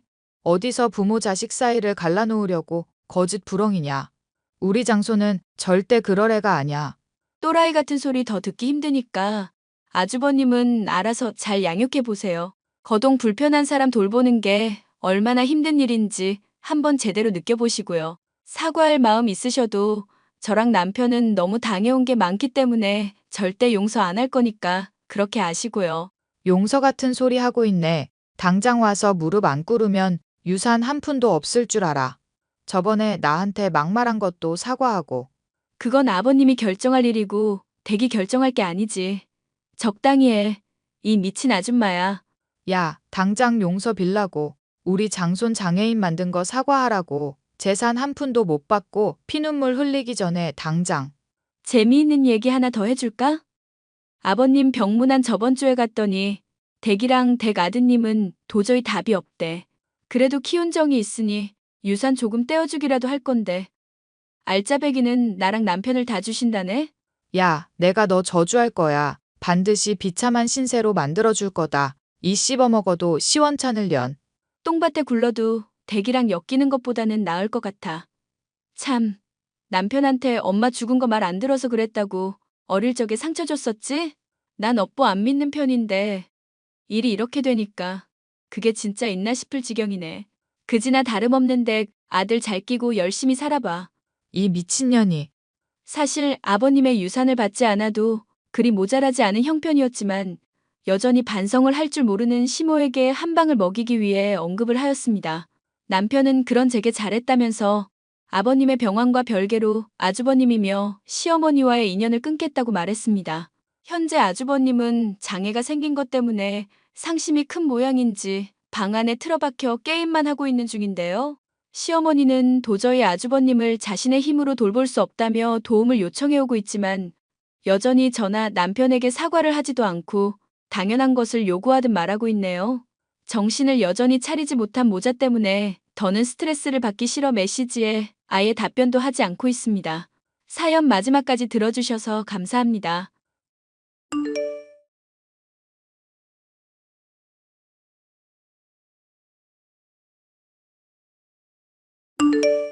안녕하세요. 저는 포항에 있는 철강 회사에서 근무하고 있는 33살 남성입니다. 이름을 대면 누구나 알만한 대기업이고 고등학교를 졸업하고 바로 취직한 터라 벌써 근무 13년 차네요. 야간 근무를 끝내고 아침에 퇴근해서 헬스장에서 땀을 쫙 빼고 집에 오니 이렇게 상쾌할 수가 없습니다. 침대와 일심동체가 되기 전 항상 챙겨 듣던 사연 채널에 제 사연을 보내보고자 이렇게 글을 쓰게 되었네요. 제가 33년 인생을 살아오면서 처음으로 배신을 당했던 적이 있는데요. 그 사건을 계기로 비혼주의에 가까운 생각을 갖게 되었고 누군가를 만나는 것에 대한 두려움이 생겼습니다. 그 당시에는 한동안 아무것도 못하고 방에 틀어박혀 한 달은 꼬박 지냈을 정도로 힘들었거든요. 지금은 이렇게 웃으며 말할 수 있는 이야기지만 한때 저를 힘들게 했던 그 이야기를 지금 써내려가 볼까 해요. 무슨 사연인지 궁금하시죠? 지금 바로 제 사연 시작하겠습니다. 민철아, 할미다. 오늘 졸업식인데 이 할미가 못 가봐서 어떡하누? 할머니, 다리도 아픈데 어디로 온다고 그래? 의사 선생님도 쉬라고 하셨잖아. 나 괜찮으니까 걱정 마. 그려. 어이구 내 새끼 말도 못할 때가 엊그제 같은데 벌써 고등학교 졸업해서 어른이라니. 이게 다 할머니 덕분이야. 아참, 나 개근상 탔다? 다른 건 못 타도 열심히 학교 다닌 티는 냈네. 어이구 장하다. 이제 장가만 보내면 편히 눈 감을 수 있겠어. 할머니, 그게 무슨 소리야. 나랑 평생 같이 살아야지. 오래오래 만수무강해야 해. 자꾸 죽는다는 소리 하지 마. 애구구, 이 늙은이가 또 주책을 부렸구만. 우리 하나밖에 없는 손주 할머니가 미안하다. 아니야. 졸업식 끝났는데 민수랑 짜장면 사 먹고 들어갈게. 원래 졸업식 땐 짜장면인 거 알지? 민수네 부모님이 자장면 사주신다고 해서. 그려, 할머니는 조금 전에 먹었어. 그러니 걱정 말고 먹고 와. 민수 부모님한테 안부 전해드리고 다음에 한번 지나가다 들리라 그래. 김치 더 준다고. 알겠어요. 안 그래도 민수 엄마가 김치 이야기 하시더라. 전해드릴게요. 짜장면만 먹고 바로 들어갈게. 할머니 편히 쉬고 있어. 오냐, 항상 차 조심하고 다시 한번 졸업 축하한다. 내 새끼. 저는 일찍이 부모님을 모두 여의고 할머니 손에서 자랐습니다. 언젠지 기억도 안 나지만 할머니와 살게 된 건 유치원에 다니기 시작할 무렵이었습니다. 할머니는 제가 부모님이 계시지 않는다는 이유로 없어 보이거나 부족하다는 말을 듣지 않게 하기 위해 많은 노력을 하셨어요. 다리 수술을 하기 전까지는 식당에서 설거지와 반찬을 만드는 일을 하시며 저를 뒷바라지하셨습니다. 본인이 먹을 것, 입을 것 아껴가며 저를 위해 주셨고 할머니 덕분에 저는 어긋나는 일 없이 무사히 고등학교를 졸업했죠. 할머니는 대학에 진학하는 걸 바라셨지만 저는 일찍 철이 들다 보니 대학에 가는 것보다는 돈을 벌고 싶었습니다. 운 좋게 대기업 인턴으로 근무를 하게 되었고 좋게 평가되어 인턴 계약 기간이 끝남과 동시에 정규직으로 전환이 되었죠. 남들은 들어가기 힘들다는 대기업에 어린 나이에 입사해 많은 월급을 받게 되었고 틈틈이 저축도 하며 열심히 살았습니다. 22살이 되던 해 남들 다 가는 군대도 다녀왔죠. 연로하신 할머니가 홀로 계시는 게 걱정이 되었지만 동네 어르신들이 잘 보살펴드리겠다며 제 걱정의 짐을 덜어주셨습니다. 무사히 전역하고 회사에 복직해 예전처럼 열심히 일했어요. 그렇게 시간이 흘러 20대 후반이 되었을 때 직장 동료의 소개로 예비 신부를 만났습니다. 진호 씨, 요즘 업무하는 건 어때? 오랜만에 복직해서 일하려니 많이 힘들지? 아, 선배님, 저는 괜찮습니다. 아무렴 힘들어도 군 생활보단 낫죠. 하하, 그렇지. 오늘 퇴근하고 나랑 소주 한 잔 어때? 아, 할머니가 혼자 계시는데 오늘 저녁 같이 먹기로 했거든요. 에이, 진호 씨는 꼭 그러더라. 하루 정도는 나한테 시간 좀 내줘. 죄송합니다. 할머니가 지난주에 퇴원하시고 컨디션 좀 나아지셔서 외식 좀 하려고요. 아, 그렇구나. 그럼 내가 이해해줘야지. 우리 팀에서 진호 씨가 가장 유능한 인재인 건 알고 있지? 과찬이십니다. 좋게 봐주셔서 감사하죠. 진호 씨처럼 일찍이 입사해서 그 정도 일할 수 있는 사람 없을 거야. 대표님 표창까지 받았으면 말 다 한 거지. 우리 회사가 복지가 좀 좋아? 그나저나 진호 씨가 올해 몇이지? 저 올해 28입니다. 왜 그러세요? 오, 딱이네. 마침 내 고향 후배가 하나 있는데 걔가 어렸을 때부터 공주로 불리던 애거든. 얼마 전에 한국 귀국했다길래 만났거든. 진호 씨랑 잘 어울릴 것 같아서. 네? 그게 무슨 말씀이세요? 저랑 잘 어울릴 것 같다뇨? 에이, 진호 씨, 이제 나이도 있고 연애는 해야지. 언제까지 일만 하고 살 거야? 진호 씨 정도면 여자들이 줄을 선다고. 젊어서 모아둔 돈도 제법 있지. 얼마나 좋아? 아, 저는 아직 연애할 생각이 없어요. 할머니도 모셔야 하고 여러모로 상황이 그렇지 않네요. 그게 무슨 상관이야? 그리고 걔는 현모양처 스타일이라 진호 씨도 아주 마음에 들어 할걸? 그러니 이참에 소개팅 한번 해볼래? 제가요? 어우, 저는 괜찮은데. 에이, 그러지 말고 만나봐라. 내가 이렇게 말하는 성의를 봐서라도 커피 한 잔 마시고 오라고. 이미 말도 해놨단 말이야. 제 의사도 안 물어보시고 그러시면 어떡합니까? 참, 선배님도. 그럼 저 커피 한 잔만 마시고 오겠습니다. 더 이상 진전이 없어도 뭐라고 하시기 없기입니다. 에이, 나 그렇게 속 좁은 사람 아니야. 그럼 약속 잡고 연락 줄게. 고마워. 직장 동료는 하루가 멀다 하고 자신의 고향 후배라며 어찌나 자랑을 해대던지요. 저도 사람인지라 하도 좋은 말로 감싸서 어떤 사람인지 내심 궁금했습니다. 며칠의 시간이 흘러 시내의 한 카페에서 소개팅을 하게 되었는데 거짓말 안 보태고 무슨 연예인 보는 줄 알았습니다. 사람한테 후광이 비치기도 한다는 말, 저는 거짓말인 줄 알았거든요. 예비 신부는 탄탄한 몸매에 당장이라도 쏟아질 것 같은 큰 눈망울이 매력적인 사람이었습니다. 현재 어린이집 교사로 근무를 하고 있다고 했습니다. 순식간에 분위기에 매료된 저는 어쩔 줄을 몰라 하고 있었고, 제게 먼저 말을 건네오는 여성분 덕분에 조금씩 분위기가 풀렸죠. 그렇게 6개월 정도 만나며 친구처럼 편히 지내다가 누가 먼저랄 것 없이 마음을 표현하면서 연인 사이가 되었어요. 여자친구는 그 누구보다 마음이 따뜻하고 다정한 사람이었습니다. 이런 사람이라면 평생 함께해도 후회하지 않을 것 같았죠. 저희는 1년 정도 연애하다 30살을 바라보던 시점에 결혼에 대해 진지하게 생각하기로 했습니다. 자기야, 우리 언제 인사드리면 좋을까? 아직 할머니한테 결혼 이야기는 안 해서. 뭐? 그럼 나랑 왜 만나? 나랑 결혼 이야기 오고 갔으면 당연히 할머니한테 말씀드렸어야지. 내가 연애가 처음이기도 하고 신중하게 생각해야 할 것 같아서. 할머니 병원 왔다 갔다 하시고. 그럼 내가 못 믿었다 이거야? 아니, 그런 뜻이 아니야. 자기 기분 나쁘라고 한 게 아닌데. 아니, 사실 조금 무섭거든. 뭐가 무서운데? 서로 사랑하면 결혼하면 되는 거지. 뭐가 그렇게 무서워서. 우리 부모님 나 어렸을 때 돌아가셨잖아. 그렇게 한순간에 모든 걸 잃었는데 내가 과연 살아가면서 잘 해나갈 수 있을지 그런 거 고민한 거야. 절대 다른 뜻 없어. 에이, 난 또 뭐라고. 남들 하는 만큼만 하면서 살면 되지. 솔직히 가족 생기는 거 엄청 좋은 일이야. 하지만 내 경우엔 좀 다르잖아. 생각할 것도 많고 그리고 더더욱이 할머니가 계시고. 그게 무슨 문제라도 돼? 요즘 사람들 시댁 식구들이랑 잘 안 살잖아. 근처에 사는 것도 싫어한대. 나는 우리 할머니 안 모실 수 있는 환경이 아니거든. 이리저리 복잡했어. 뭐 당신이 그렇게 생각할 수도 있지. 그래도 너무했다.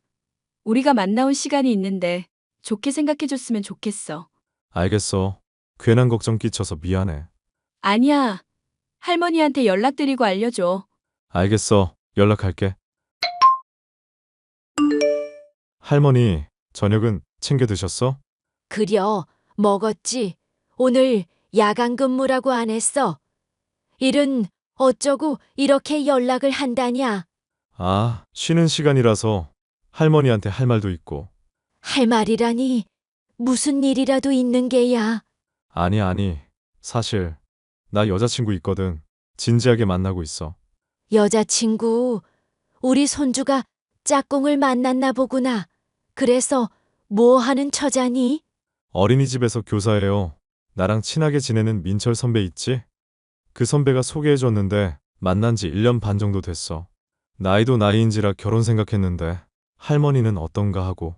아이고, 그런 게 있으면 진작에 이야기했어야지. 이 할머니가 좋고 싫고가 뭐가 있냐.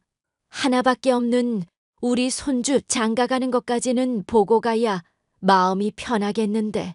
또 그런다. 그럼 조만간 여자친구랑 인사드리러 갈게요. 그래도 되죠? 암만 되고 말고 손자 며느리 될 사람 온다는데 거하게 한상 차려놔야겠네. 난 또 무슨 일이라고. 할머니 다리도 안 좋은데 무리하지 말고 우리 외식해요. 옛기 집에 귀한 손님 올 때는 손수 대접하는 거야. 이 할머니 아직 잘 걸어 다닌다. 그러니 걱정 말고 날만 정해지면 알려주거라. 장도 봐야 하니까. 네, 알았어요. 여자친구한테 연락해 둘게요. 할머니 뭐 갖고 싶은 거 있어요? 인사드리러 가는 날 선물 사갈게. 그런 거 필요 없다. 몸만 와도 되니까 그냥 오라 해. 손자 며느리 돼주는 것만으로도 감지덕지지. 그렇게 좋아? 그럼 좋다마다 손주 녀석 장가 간다는데 이제 하늘나라 가서 내 엄마 아빠 만나면 허리 좀 펼 수 있겠다. 할머니, 그럼 조만간 찾아뵐게요. 오늘 뭐 아무것도 하지 말고 일찍 주무세요. 맨날 드라마 보다가 자지 말고. 결국 마음을 먹은 저는 예비 신부를 할머니께 소개해드렸습니다. 할머니는 참하고 예쁜 새색시 데려왔다며 무척이나 좋아하셨고 예비 신부를 정말 어여삐 여겨주셨어요.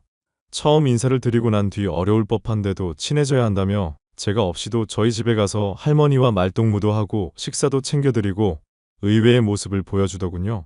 전 이때까지만 해도 세상에서 제일 단아하고 어른 공경할 줄 알고 예의 바른 사람이 예비 신부인 줄 알았어요.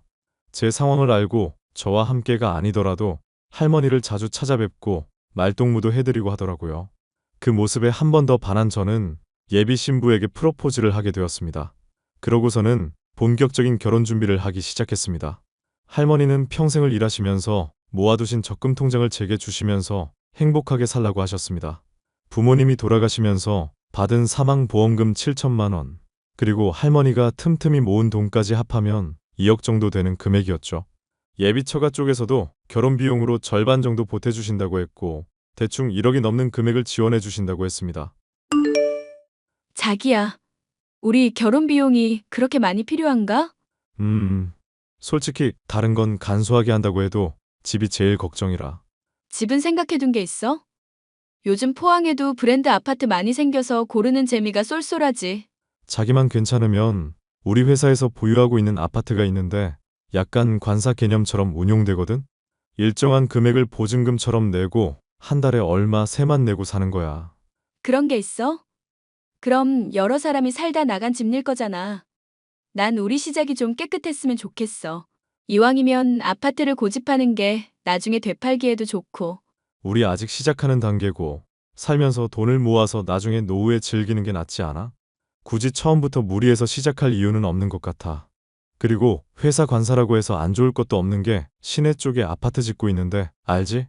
그럼 알지. 거기 신축 아파트 뭐 짓고 있긴 하던데. 자기네 회사에서 짓는 거던데. 혹시 거기 말하는 거야? 내가 말하는 곳이 거기야. 이번에 새로 짓고 있거든. 아, 그럼 좋지.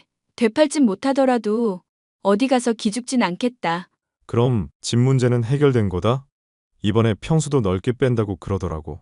36평쯤 될 거야. 와, 넓네. 우리 신랑 능력 있구나. 근데 혹시 뭐 하나 물어봐도 돼? 뭔데? 당신 모아둔 돈 얼마나 있어? 솔직히 내가 정교사도 아니고 언제 잘려도 모르는 상황인데 나 카페 해보고 싶어서. 그건 차차 생각해보자. 일단 결혼이 우선이니까.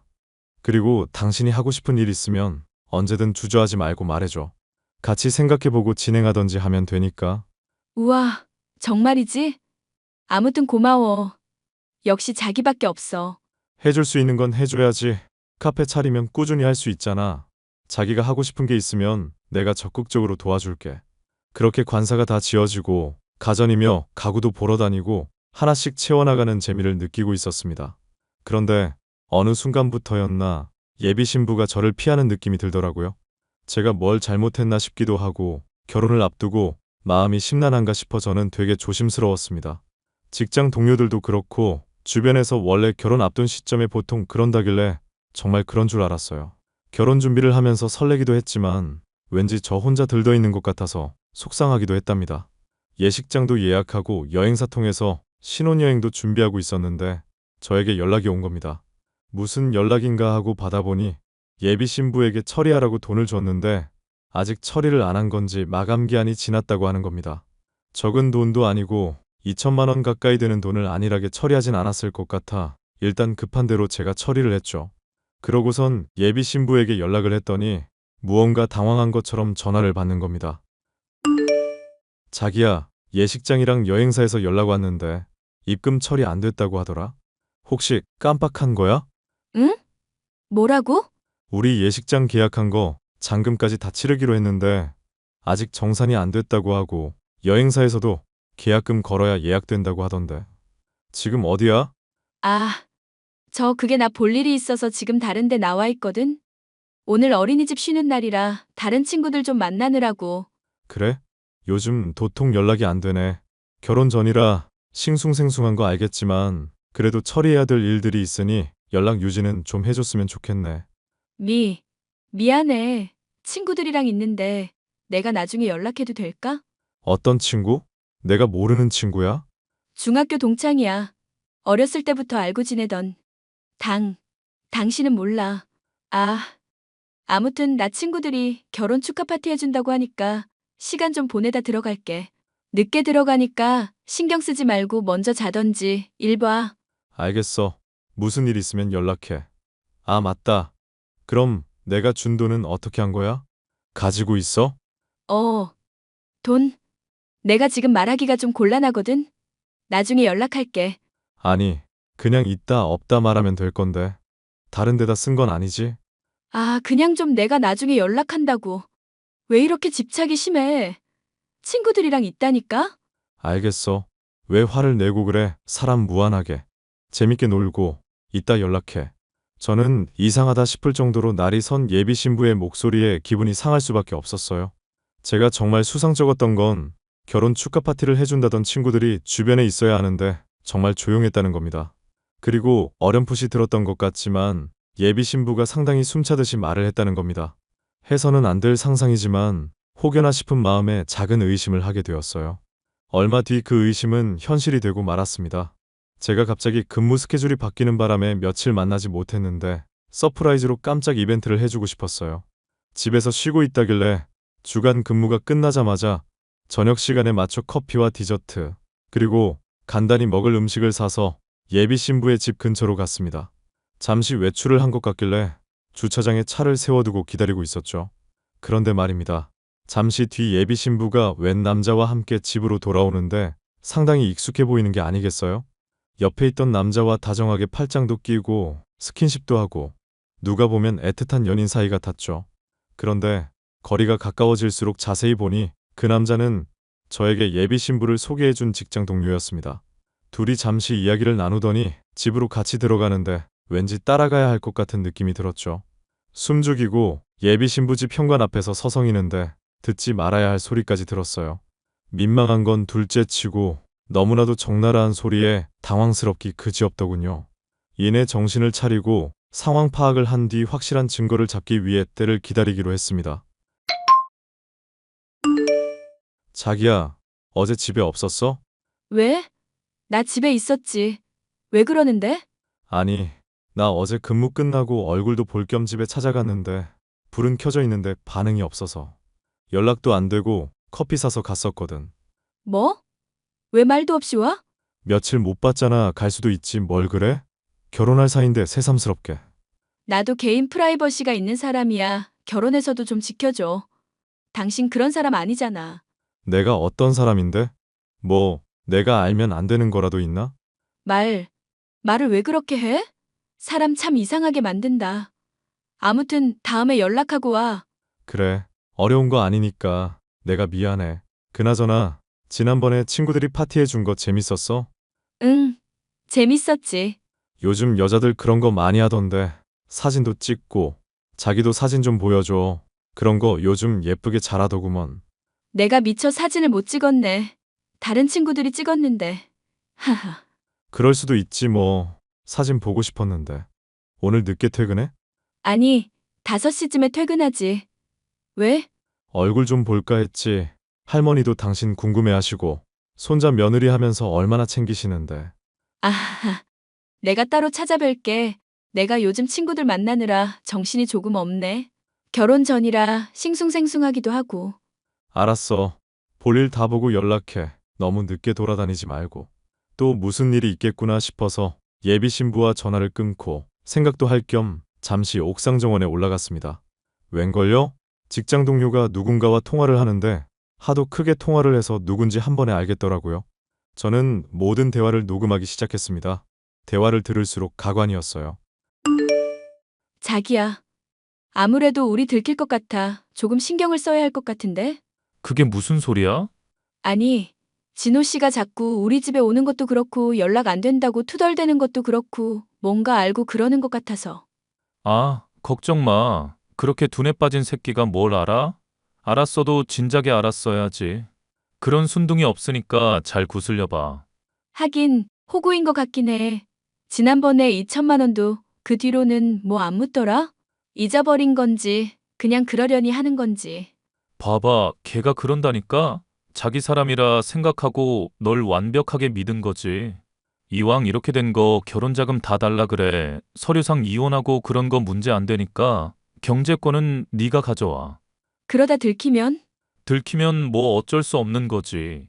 결혼해서 적당한 시기 봐서 이유 둘러대고 이혼해. 위자료 빵빵하게 뜯어내고.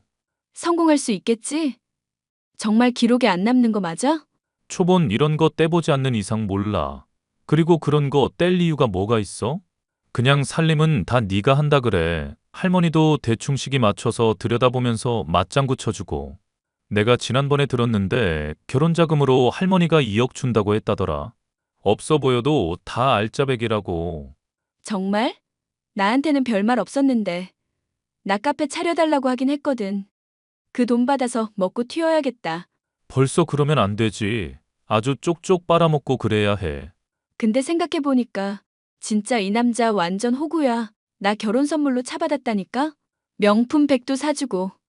내 말 한마디면 빌빌 기어. 그러니까 내 말이 그거라고. 이런 기회 흔치 않아. 잘해보자. 그래. 우리도 부자 돼보는 거야. 게다가 어미 아비도 없어서 정말 개꿀이야. 얼른 결혼해서 개꿀 인생 살고 싶다. 부모가 어려서 일찍 죽었다나 봐. 그건 들어서 알고 있어. 근데 너무 티내지 마. 가벼워 보이니까. 저는 제 돌아가신 부모님까지 욕보이며 대화를 나누는 그 사람들을 도저히 두고 볼 수 없었습니다. 성큼성큼 다가가 휴대전화를 뺏어들고는 예비 신부에게 소리쳤습니다. 당황해하는 직장 동료와 전화기 너머로 고래고래 소리치는 예비 신부가 아주 가관이더군요. 이 정신 나간 년아, 네 인생 지옥으로 보내줄게. 뭐야? 야, 너 지금 뭐 하는 짓이야? 선배님, 지금 저랑 장난하세요? 혹시나 했는데 역시나였네요. 어떻게 저한테 이러실 수 있으세요? 뭐가? 진호 씨, 지금 이게. 저 처음부터 끝까지 다 들었거든요. 그리고 얼마 전에 예비 신부 집 앞에서 둘이 들어가는 것도 보고. 야, 배소희, 너 사람 잘못 봤다? 여보. 오해야. 여보는 무슨... 너 내 2천만 원 당장 들고 튀어와. 1시간 준다. 갑자기 왜 그래? 지금 이거 오해하는 거야. 그래, 오해야 진호 씨. 내가 다 설명해 줄게. 원래 우리 둘이 고향 선후배 사이잖아. 친하니까 통화도 할 수 있는 거고. 그래. 자기야 무슨 오해가 있는 것 같은데. 당신이 생각하는 그런 거 절대 아니야. 2천만 원은 내가 지금 바로 보내줄게. 아, 고향 선후배 사이라서 남의 와이프 될 사람 집에서 같이 잠을 잡니까? 내가 그날 얼마나 처참했는지 알아? 둘이 뒤엉켜서 나뒹군 거 누가 모를 줄 아냐고. 소리가 버젓이 온 건물에 퍼지는데 지나가는 사람들도 다 비웃더라. 내가 동네 창피해서 진짜. 다른 거 다 필요 없고 우리 파혼이야. 그리고 돈 당장 보내라. 자기야. 오해라고. 내 말 좀 믿어줘. 진호 씨, 내가 미안해. 오해하게 해서 정말 미안해. 내가 다 설명할 테니까 대화 좀 하자. 다 필요 없고 지금 당장 돈 보내라. 그리고 파혼하는 건 당연한 거고 계약 걸었던 거 다 취소해버릴 테니까 그렇게 알아. 30분 내로 돈 안 보내면 소송 건다. 1시간이라며. 왜 갑자기 30분이야? 아씨 진짜. 왜? 돈 없나 봐? 그럼 어쩔 수 없네? 증거 가지고 소송 건다. 수고해라. 저는 그렇게 예비 신부에게 파혼을 선언하고는 곧바로 변호사를 선임해 손해배상 청구 소송을 걸었어요. 혼인신고를 한 것도 아니고 뭔가 대단한 사이는 아니지만 사기죄로도 고소가 가능하다더군요. 하지만 제가 가진 증거가 사기죄가 성립된다기보다는 혼인을 준비하는 과정에서 상대방이 실수를 저질렀기에 손해배상을 청구하는 정도로 마무리 지으면 좋을 것 같다는 조언을 얻었습니다. 저는 그렇게 예비 신부를 상대로 결혼 준비하면서 사용한 돈의 절반 정도를 보상금으로 받고 마무리 지었습니다. 하지만 그냥 조용히 지나가기엔 제가 너무 불쌍하더라고요. 하나밖에 없는 손주 며느리라며 좋아하셨던 할머니 모습을 생각하니 더더욱 우라가 치밀어 올랐습니다. 저는 사내 게시판과 어린이집 홈페이지에 두 사람이 부적절한 관계를 저지른 증거와 함께 고발글을 올렸어요.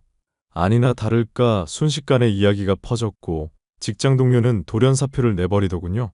예비 신부도 근무하던 어린이집에서 권고사직 당했고 아이 엄마들을 통해 온 동네에 소문이 퍼져버렸습니다.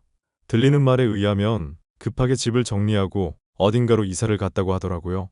그리고 예비 신부가 저에게 보상금과 2천만 원을 돌려주면서 급하게 사채를 썼는데 빚에 허덕이게 되었다는 소리를 들었습니다. 사채를 함부로 쓰는 게 아닌데 날이 갈수록 불어나는 이자를 어떻게 감당하려고 그랬는지. 뭐 다 자업자득인 거겠죠? 아무튼 저는 모든 일을 정리하고 아무 일 없었다는 듯이 회사를 열심히 다니고 있습니다. 할머니가 잠시 알아누우셨지만 천벌받을 년이라며 나중에 더 좋은 인연 만나라고 덕담까지 해주셨어요. 저는 당분간 연애나 결혼은 하지 않을 생각입니다. 이번에 받은 상처도 있고 이번 일로 사람에 대한 두려움이 생겼거든요. 언젠가 제 마음에 여유가 생긴다면 좋은 사람이 나타난다면 생각이 바뀔 수 있겠죠. 제 사연은 여기까지고 지금까지 제 기막힌 파혼 사연 들어주셔서 감사합니다. 저와 비슷한 상황이신 분들 이혼보다는 파혼이 100번 나으니까 신중한 선택하시길 바랄게요. 그럼 이만 줄이겠습니다. 감사합니다.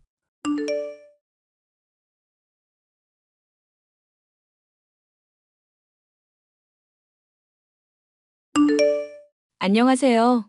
저는 디자인 회사를 운영하고 있는 30대 여자입니다. 최근에 전 남자친구가 감옥에 가게 됐다는 얘기를 듣게 된 일이 있었습니다. 의사 가운이 멋들어지게 어울리던 전 남자친구가 저와 헤어지고 감옥에 간 사연에 대해 얘기를 해볼까 해요. 엄마, 나 아무래도 지용 씨랑 헤어질까봐. 무슨 소리니? 의사 선생이 바람이라도 폈대? 바람 폈어도 용서해 줄 생각을 해야지. 그런다고 무작정 헤어진다고 하면 어떡하니? 바람 펴서 헤어지려는 게 아니야. 그럼 왜 헤어지려는 건데? 저번에 데리고 와서 인사시킬 때만 해도 분위기 좋더니 싸우기라도 한 거니? 엄마 속 터지게 하지 말고 얼른 얘기를 해봐. 돌아가신 아빠 말이야. 택시 운전하는 주제에 어디 부잣집 딸을 넘보냐면서 할아버지 할머니가 많이 반대하셨다며. 그랬지. 그런데 그거랑 의사 선생이랑 헤어지는 거랑 무슨 상관이니? 그쪽 집안도 그렇게 잘 사는 집안은 아니라면서? 지용 씨가 의사니까 아무래도 급 차이가 좀 나는 건 어쩔 수 없잖아. 네가 똑 부러지지 못한 건 내가 알고 있었지만 오늘은 유독 좀 심하구나.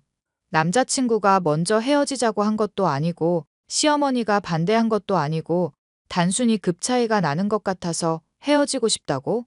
너 진짜 제정신이니? 아니면 지금 술 마시고 술주정하는 거니?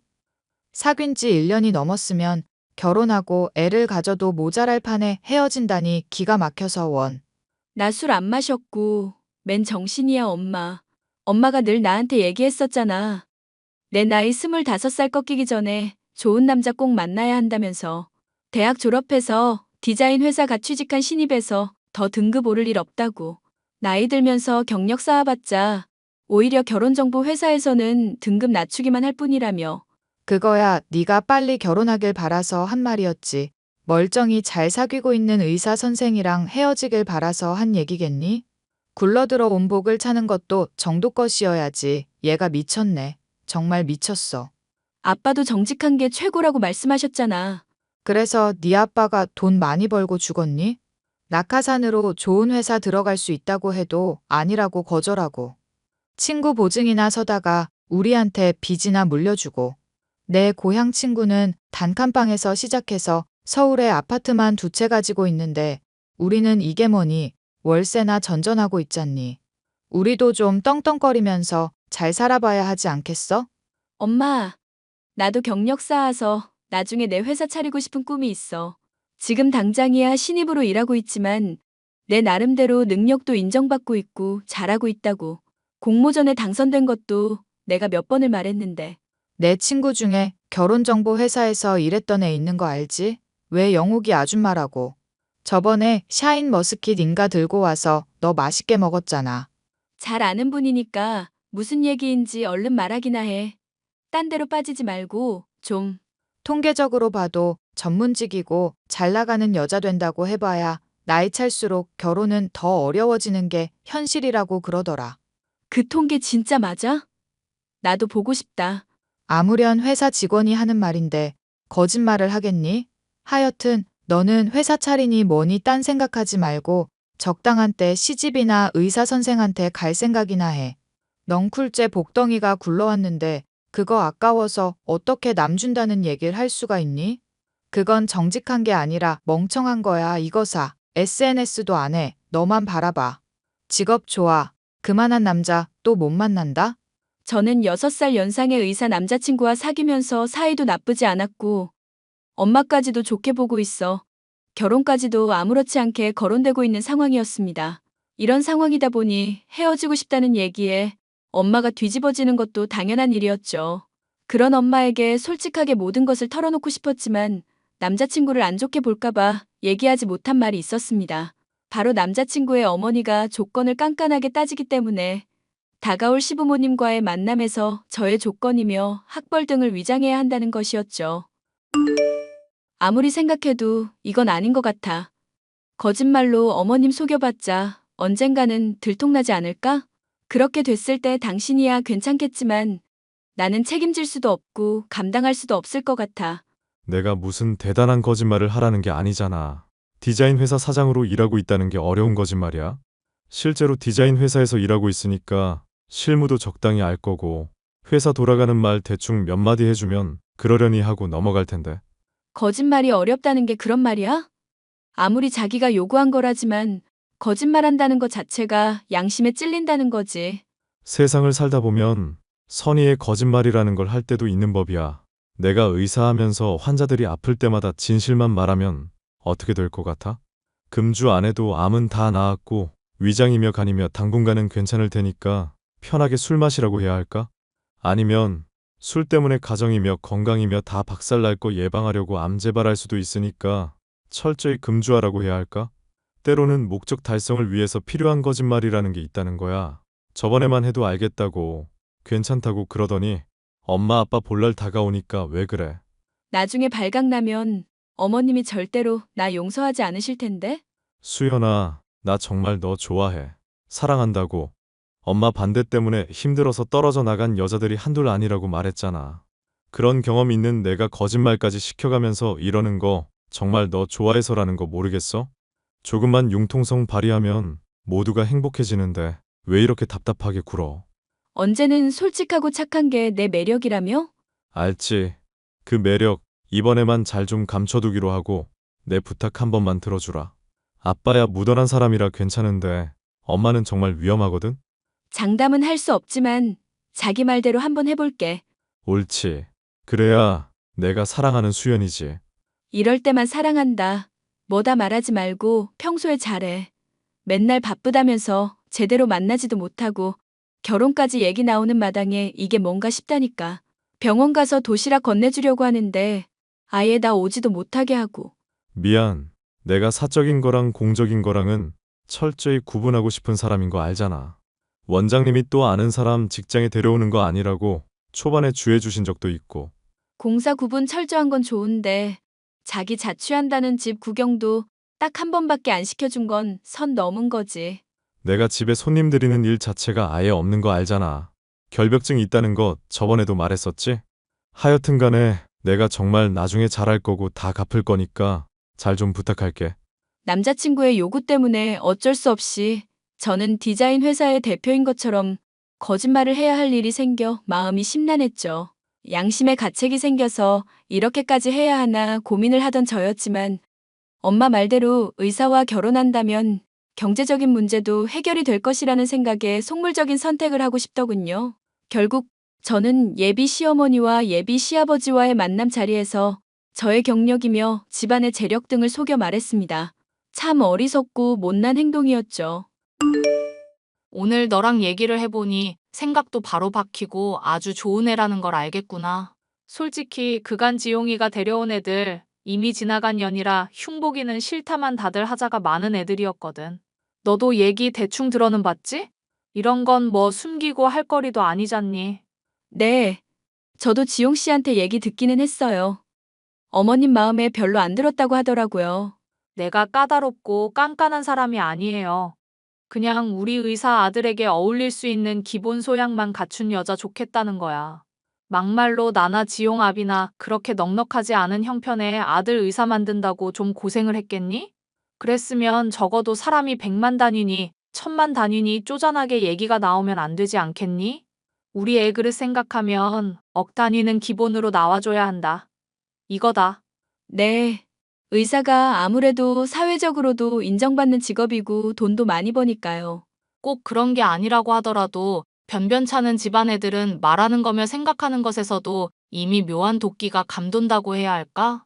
인생을 상중하로 나눈다고 치면 중간이랑 하 사이에 걸친 애들은 여유도 없고 모든 면이 나랑은 영 안 맞더구나. 가난하다고 사람 차별하는 게 아닌 건 너도 이해하지? 세상에는 그래도 어쩔 수 없는 현실이라는 게 있잖니. 가끔 지용이처럼 개천에서 욕나는 경우도 있지만 어머님이 하시는 말 다 새겨 듣고 있어요. 결혼하더라도 제가 유념해서 지용 씨 내조하는 거 문제 없도록 할게요. 그래, 우리 지용이가 보기엔 저래도 막무가내인 면이 좀 있고 애가 많이 순수해. 다행히 이번에는 내 마음에 드는 며느리를 데려와서 얼마나 다행인 줄 모른다. 앞으로 잘 지내보자꾸나, 아가. 결국 저의 거짓말이 통한 덕분에 남자친구와 저는 약혼식을 올릴 수 있었습니다. 이제는 아무런 문제가 없을 거라 생각했었던 남자친구와의 관계에서 또 다른 장애물이 등장하고 말았죠. 우리 수연이 요즘 엄마한테 제대로 이쁨 받고 있네? 이제까지 데려온 여자친구들 중에 제일 마음에 든다고 그러더라. 약혼식 했다고 괜히 시간 끌지 말고 얼른 결혼식 올리래. 마음에 들면 뭐 어쩌게. 어차피 다 거짓말인데. 에이, 사람이 포부를 크게 가져야지. 거짓말을 했어도 그거 진짜로 만들면 되는 거잖아. 꿈이 깨지더라도 크게 가져야 조각은 크다. 그런 말 들어봤지? 결혼했는데 어머님한테 들키게 되면 다 끝장나는 거잖아. 어머님 성격 보통 아니신 것 같은데 그렇게 되면 나 정말 얼굴 들고 살 수가 없을 것 같아. 내 회사 어디냐고 물어보시는데 그건 나중에 검색해보면 어떡하나 걱정돼서 죽을 것 같고. 걱정 마. 내가 포토샵으로 회사 대표 이름 네 걸로 바꿔서 다 보여드렸어. 확실히 믿고 있을 거니까 앞으로 그냥 내가 하는 말에 장단이나 적당히 맞추면 돼. 오늘 엄마가 압박 면접하듯이 꼬치꼬치 안 물었던 것도 이미 다 사전조사 끝나서 그런 거야. 뭐? 내 상의도 없이 멋대로 그렇게 조작한 걸 보여드렸다는 얘기야? 대체 무슨 생각으로 그런 행동을 한 거야? 널 사랑하니까 함께 하고 싶다는 생각으로 지혜로운 행동을 한 거지. 엄마가 말로는 돈 안 밝힌다. 돈 있어봐야 하등 쓸모없다고 그러지만 돈 엄청 밝히는 사람이야. 재산에 따라 사람 인격까지 나뉜다 생각하는 사람이란 거 말했잖아. 이런 식으로 멋대로 결정하고 내 뒤에서 몰래 공작하는 거 정말 불쾌하다. 너는 다 좋은데 한창 질주해야 할 때 양심 들먹이는 게 문제야. 그렇게 정직한 거 다 챙기면서 일하면 오히려 더 성과는 떨어지지 않아? 그러니까 회사에서 당신 별명이 답답이지. 위로받으려고 했던 얘기를 가지고 이렇게 공격하는데 쓸 줄은 몰랐네. 나도 갑갑해서 그래. 갑갑해서.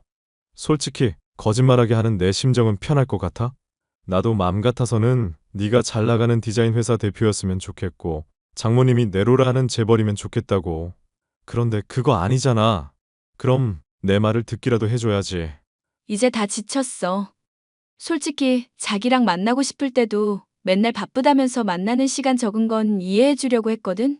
환자가 당장 죽으려고 한다는데 내가 빨리 나오라고 하겠어. 뭐 어떻게 할 수가 없잖아. 그런데 자기랑 결혼하고 싶다고 거짓말하고 안 하고는 전혀 다른 문제야. 만약 내가 솔직히 얘기할 때 찬성해 주시면 좋은 거지만 어머님이 반대하셔도 어쩔 수 없다고 생각해. 엄마가 반대하는 것 때문에 내가 스트레스 받아서 헤어지겠다고 한다면? 자기, 의사라는 거 제외하면 좋은 사람 아닌 거 알지? 성격도 이기적이고 맨날 약속 시간도 마음대로 잡았다가 어기고 자기한테 맞는 사람 만나고 싶으면 그렇게 해. 야, 언제는 내가 좋은 점 투성이라며. 무엇이냐? 너 병원 앞까지 왔다가 내가 카페에 갔을 때 기억나지? 나 가운 안 입고 너 보러 나갔더니 의사인 거 티 안 내서 겸손해서 보기 좋다며. 가운 왜 안 입고 나왔냐고 하니까 자기가 의사인 거 티내기 싫다고 했잖아. 그거 겸손해 보여서 보기 좋았던 것도 사실이야. 그런데 한편으로는 그런 생각이 들더라. 나같이 평범한 여자랑 사귄다는 거 주변에 들키기 싫어서 그러는 건가? 잘나신 의사 선생이면 평범한 디자인 회사 직원이랑은 사귀는 것도 비밀로 하고 싶은 건가? 자기는 내가 이런 생각하는 줄 전혀 몰랐지? 말을 안 하는데 내가 그걸 어떻게 알겠냐? 우리 솔직하게 다 터놓고 얘기해보자. 나는 네가 지금 나한테 헤어지는 것 자격지심으로밖에 안 보이거든? 말 다 했어? 자격지심이라고? 그래, 자격지심. 뭐 대단한 거짓말 하라고 한 것도 아닌데 그걸 못 참아서 나랑 헤어진 애 만에 이 난리를 피우냐. 엄마한테 솔직하게 말하고 싶어? 그러면 그렇게 해. 알겠으니까 의사 가운 안 입고 나온 건 왜 그런 건지나 말해봐. 자기도 솔직하게 말을 한번 해보라고. 의사라는 직업을 내가 얼마나 숭고하게 생각하는지 얘기했지. 병원 내라면 모를까. 괜히 밖에서까지 입고 다니면서 다른 사람한테 선망 어린 시선 받고 싶지 않아. 내가 그런 거 싫어서 SNS도 아예 안 하는 거 알잖아. 잘 알겠으니까 더 설명 안 해도 돼. 어찌됐건 나는 어머님한테 솔직하게 말할 거니까 그렇게 알고. 얼마든지 솔직하게 말하라니까.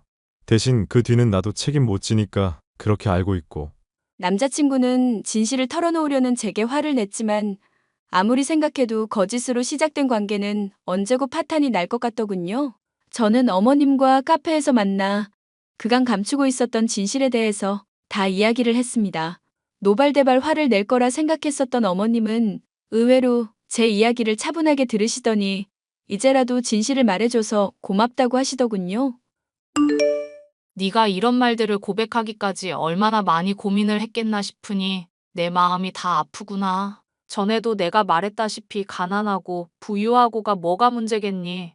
인성이 바로 잡혔냐 아니냐, 그게 중요한 거지. 어머님, 거짓말로 속인 것도 죄송한데 이렇게 이해를 해주시니 몸둘 바를 모르겠어요.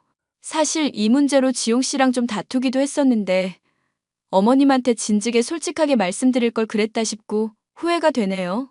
지용이 나름대로도 내가 반대할까봐 걱정이 됐던 거겠지. 거짓말로 이 어미 속이려는 건 괘씸하지만 그렇게까지 해서라도 너처럼 착한 애를 잡고 싶었던 모양이구나. 혼내기는 하겠지만 그렇게 심하게 혼내진 않을 테니 안심하렴. 너무 고마워요, 어머님. 그리고 오늘은 들어가서 푹 쉬고 거짓말하게 만든 지용이랑도 천천히 화해하든지 해라. 아참, 너 깜짝 선물 같은 건 혹시 좋아하니? 깜짝 선물이요? 아니요. 제가 놀라는 걸 별로 안 좋아하는 편이라서요. 그래? 너한테 선물이나 하나 주려고 했었는데. 나한테 잘못한 것도 있으니까 놀랄 때 놀라더라도 받아주겠다고 약속하면 안 되겠니? 아니요, 아니요. 제가 잘못한 거랑 별개로 주신다니 감사히 받죠. 그냥 제가 죄송스럽고 민망스러워서 넙죽받기가 그래서요. 앞으로도 나랑 살면서 이런저런 일들이 많지 않겠니? 그래도 이렇게 정겹게 얘기하면서 잘 풀어가 보자꾸나. 너 힘든 일 있을 때 얼마든지 나 의지하면서 털어놓고. 난 정말이지 네가 이렇게 솔직하게 고백해줘서 얼마나 고마운 줄 모른다. 그렇게 말씀해 주셔서 너무 감사해요, 어머님. 그래, 얼른 들어가 봐라. 나는 여기 조금 더 있다가 들어가련다. 갑자기 더워져서 그런지 시원한 데 있으면서 찬 것 좀 마시다가 들어가야 되겠다 싶구나. 네, 먼저 들어가 보겠습니다. 어머님, 양심이 찔린 나머지 털어놓았던 고백 덕분에 마음도 편해졌고 예비 시어머니의 인정을 받게 되었으니 당장이라도 하늘을 날아갈 것처럼 기분이 좋았습니다. 이 기쁜 소식을 전하기 위해 저는 남자친구에게 연락을 취했는데 화가 났는지 저의 전화를 전혀 안 받더군요. 단단히 화가 났구나 싶어 저는 남자친구의 집에 들르기로 했습니다. 일전 남자친구의 집에 방문했을 때 어질러져 있고 요리도 변변찮았던 것을 기억하고 있었기 때문에 서프라이즈를 해줄 요량으로 집 비밀번호를 눌러 들어갔는데요. 문이 열리자 남녀의 비명소리가 들렸고 저의 눈앞에는 충격적인 광경이 펼쳐졌습니다. 수연아, 네가 이 시간에 여길 왜 오는데? 요리해놓고 청소도 해주려고 들렸지. 그런데 의사 옷 입고 간호사랑 놀아나고 있는 줄은 몰랐네. 이건 잠깐 진찰을 하는데 필요해서 그랬던 거야. 김 간호사라고 우리 병원에서 근무하는 분인데 병실이 지금 모자라서 여기 옮겨온 거고. 웃기는 소리 하고 있네. 무슨 병원이 병실 없다고 집에서 진료를 보니? 그리고 진찰을 그렇게 의사 가운 안에 아무것도 안 걸치고 한다고? 딴 년이랑 바람 피우다 들켰으면 솔직하게 인정이라도 해. 내가 설명할게. 일단 나가서 얘기하자. 응? 지용 씨, 저 여자 누구야? 설마 나랑 저 여자 두고 양다리 걸쳤던 거야? 너까지 왜 끼어들고 그래? 이야기 복잡해지게. 나중에 설명할 테니까 일단 가만히 좀 있으라고. 자자. 수연아, 우리 나가자. 나가서 얘기해보자. 나 빼놓고 무슨 얘기를 하려고. 나 지용 씨 의사 아니라는 거 알고도 받아줬던 여자야. 설마 나보다 전현이 더 좋다 이거야? 의사가 아니라니? 그게 무슨 소리야? 아, 보니까 지용 씨한테 얘기 못 들었나 보구나. 병원 다니는 의사라는 거 다 뻥이고 간호사야. SNS에 셀카 올리면서 의사 행세하다가 사람들한테 들켜서 다 지웠었거든. 야, 너 조용 안 해? 이게 진짜 미쳤나? 그래, 미쳤다. 내가 입기 싫은 옷도 입어가며 장단 맞춰줬더니 양다리를 걸치고 있어? 에이, 쓰레기 같은 놈. 나도 너 같은 새끼 필요 없어. 남자친구와 뒹굴고 있던 여자는 충격적인 폭로를 잇따라 던지고는 자리를 벗어나더군요. 덕분에 저는 남자친구가 의사도 아니면서 의사 행세를 해왔던 것이며 그간 가운을 입지 않은 것이나 SNS를 하지 않은 것이 발각이 되지 않기 위한 것임도 알게 되었죠. 어이가 없어서 저 역시 집 밖을 나서는데 가짜 의사 가운을 걸친 남자친구가 헐레벌떡 저를 쫓아오더군요. 제발, 수연아, 이대로 갈 거야? 뭐라고 말이라도 좀 하라고. 날 질책을 하든지, 쓰레기라고 욕이라도 좀 해주든지, 응? 내가 말 안 해도 네가 쓰레기인 거 잘 알고 있네. 거기에 내가 굳이 더 보탤 필요 있어? 그동안 너한테 당해왔던 거 사기죄로 신고해서 위자료까지 다 받아낼 테니까 그렇게 알고나 있어. 잠깐만. 그럼 엄마도 알게 될 텐데, 제정신이야? 내가 그런 사정을 봐줄 이유. 합당한 거 한 가지라도 대봐. 나 의사고시 합격한 줄 알고 있고, 친척들도 다 그렇게 알고 있어. 솔직히, 의사 아닌데도 행세하느라 수입도 빠듯하고 시간도 빠듯해서 스트레스가 이만저만 아니라고. 그래서 그동안 바빠서 못 만나고 잘해주지도 못했던 거야. 그래놓고 딴 여자랑 놀아날 시간은 잘만 있었던 모양이네. 너 같은 놈 때문에 맘에 안 내키는 거짓말까지 하고 마음 고생한 거 생각하면 기가 막힌다. 얘기 더 듣기 싫으니까 꺼지기나 해. 수연아, 일단 내 얘기 좀 들어봐. 어딜 만져. 가운만 걸친 변태로 신고하기 전에 당장 놔. 수연아, 내가 미안하다고 하잖아. 이럼 나 정말 죽어. 죽는다고, 응? 무릎을 꿇고 애원하는 남자친구를 버려둔 채 저는 집으로 향했습니다. 저와 사귀며 1년이 넘는 긴 시간 동안 의사 행세를 해온 남자친구로 인한 실망이 이만저만이 아니었죠. 그런 와중에도 남자친구의 어머니가 좋은 분인 것 같아 충격을 주고 싶지 않기도 했고요. 어떻게 해야 하나 고민을 하고 있을 때 남자친구의 어머니에게서 뜬금없는 메시지가 도착하더군요. 10억짜리 아파트, 최고급 가전제품, 집안일 도우미, 현금 5억. 이게 다 뭐예요? 뭐긴 예단 목록이지. 의사 아들이랑 결혼하는데 이 정도는 해야 하지 않겠니? 어머님, 너무 갑작스러워서 좀 혼란스럽네요. 혼란스러울 건 또 뭐 있냐? 어차피 너 이거 준비할 형편 안 되니 파혼하라는 소리 아니니. 갑자기 이게 무슨 말씀이신지 잘 모르겠어요. 분명 제가 거짓말한 거 용서하셨던 거 아니었나요? 용서는 무슨. 우리 소중한 의사 아들 꿰어서 결혼하려고 거짓말이나 해대고 내 뒤통수 쳐댄 년을 용서? 웃기는 소리 하고 있네. 기대하게 만들어놨다가 지금처럼 뒤통수 치려고 그 자리에서 당장 욕 안 하고 참았던 거다. 그래, 서프라이즈 선물 받겠다고 했는데 제법 만족스럽지 않니? 황당하네요, 정말. 이걸로 저 놀라게 하려고 화내고 싶었던 걸 참았다고요? 황당한 건 너지. 어디 거지 같은 년이 우리 귀한 의사 아들을 넘봐? 이 씹어먹어도 시원찮을 년. 아들이나 시모나 똑같이 답 없는 인간들이었네. 미리 알려줘서 땡큐. 파혼할게요. 뭐? 너 지금 무슨 소리니? 이렇게 순순히 아들이랑 파혼하겠다고? 그래, 파혼할 거니까 그렇게 알고 있어요. 그래, 잘 생각했다. 원래 사람이라는 건 다 급이 나뉘는 거다.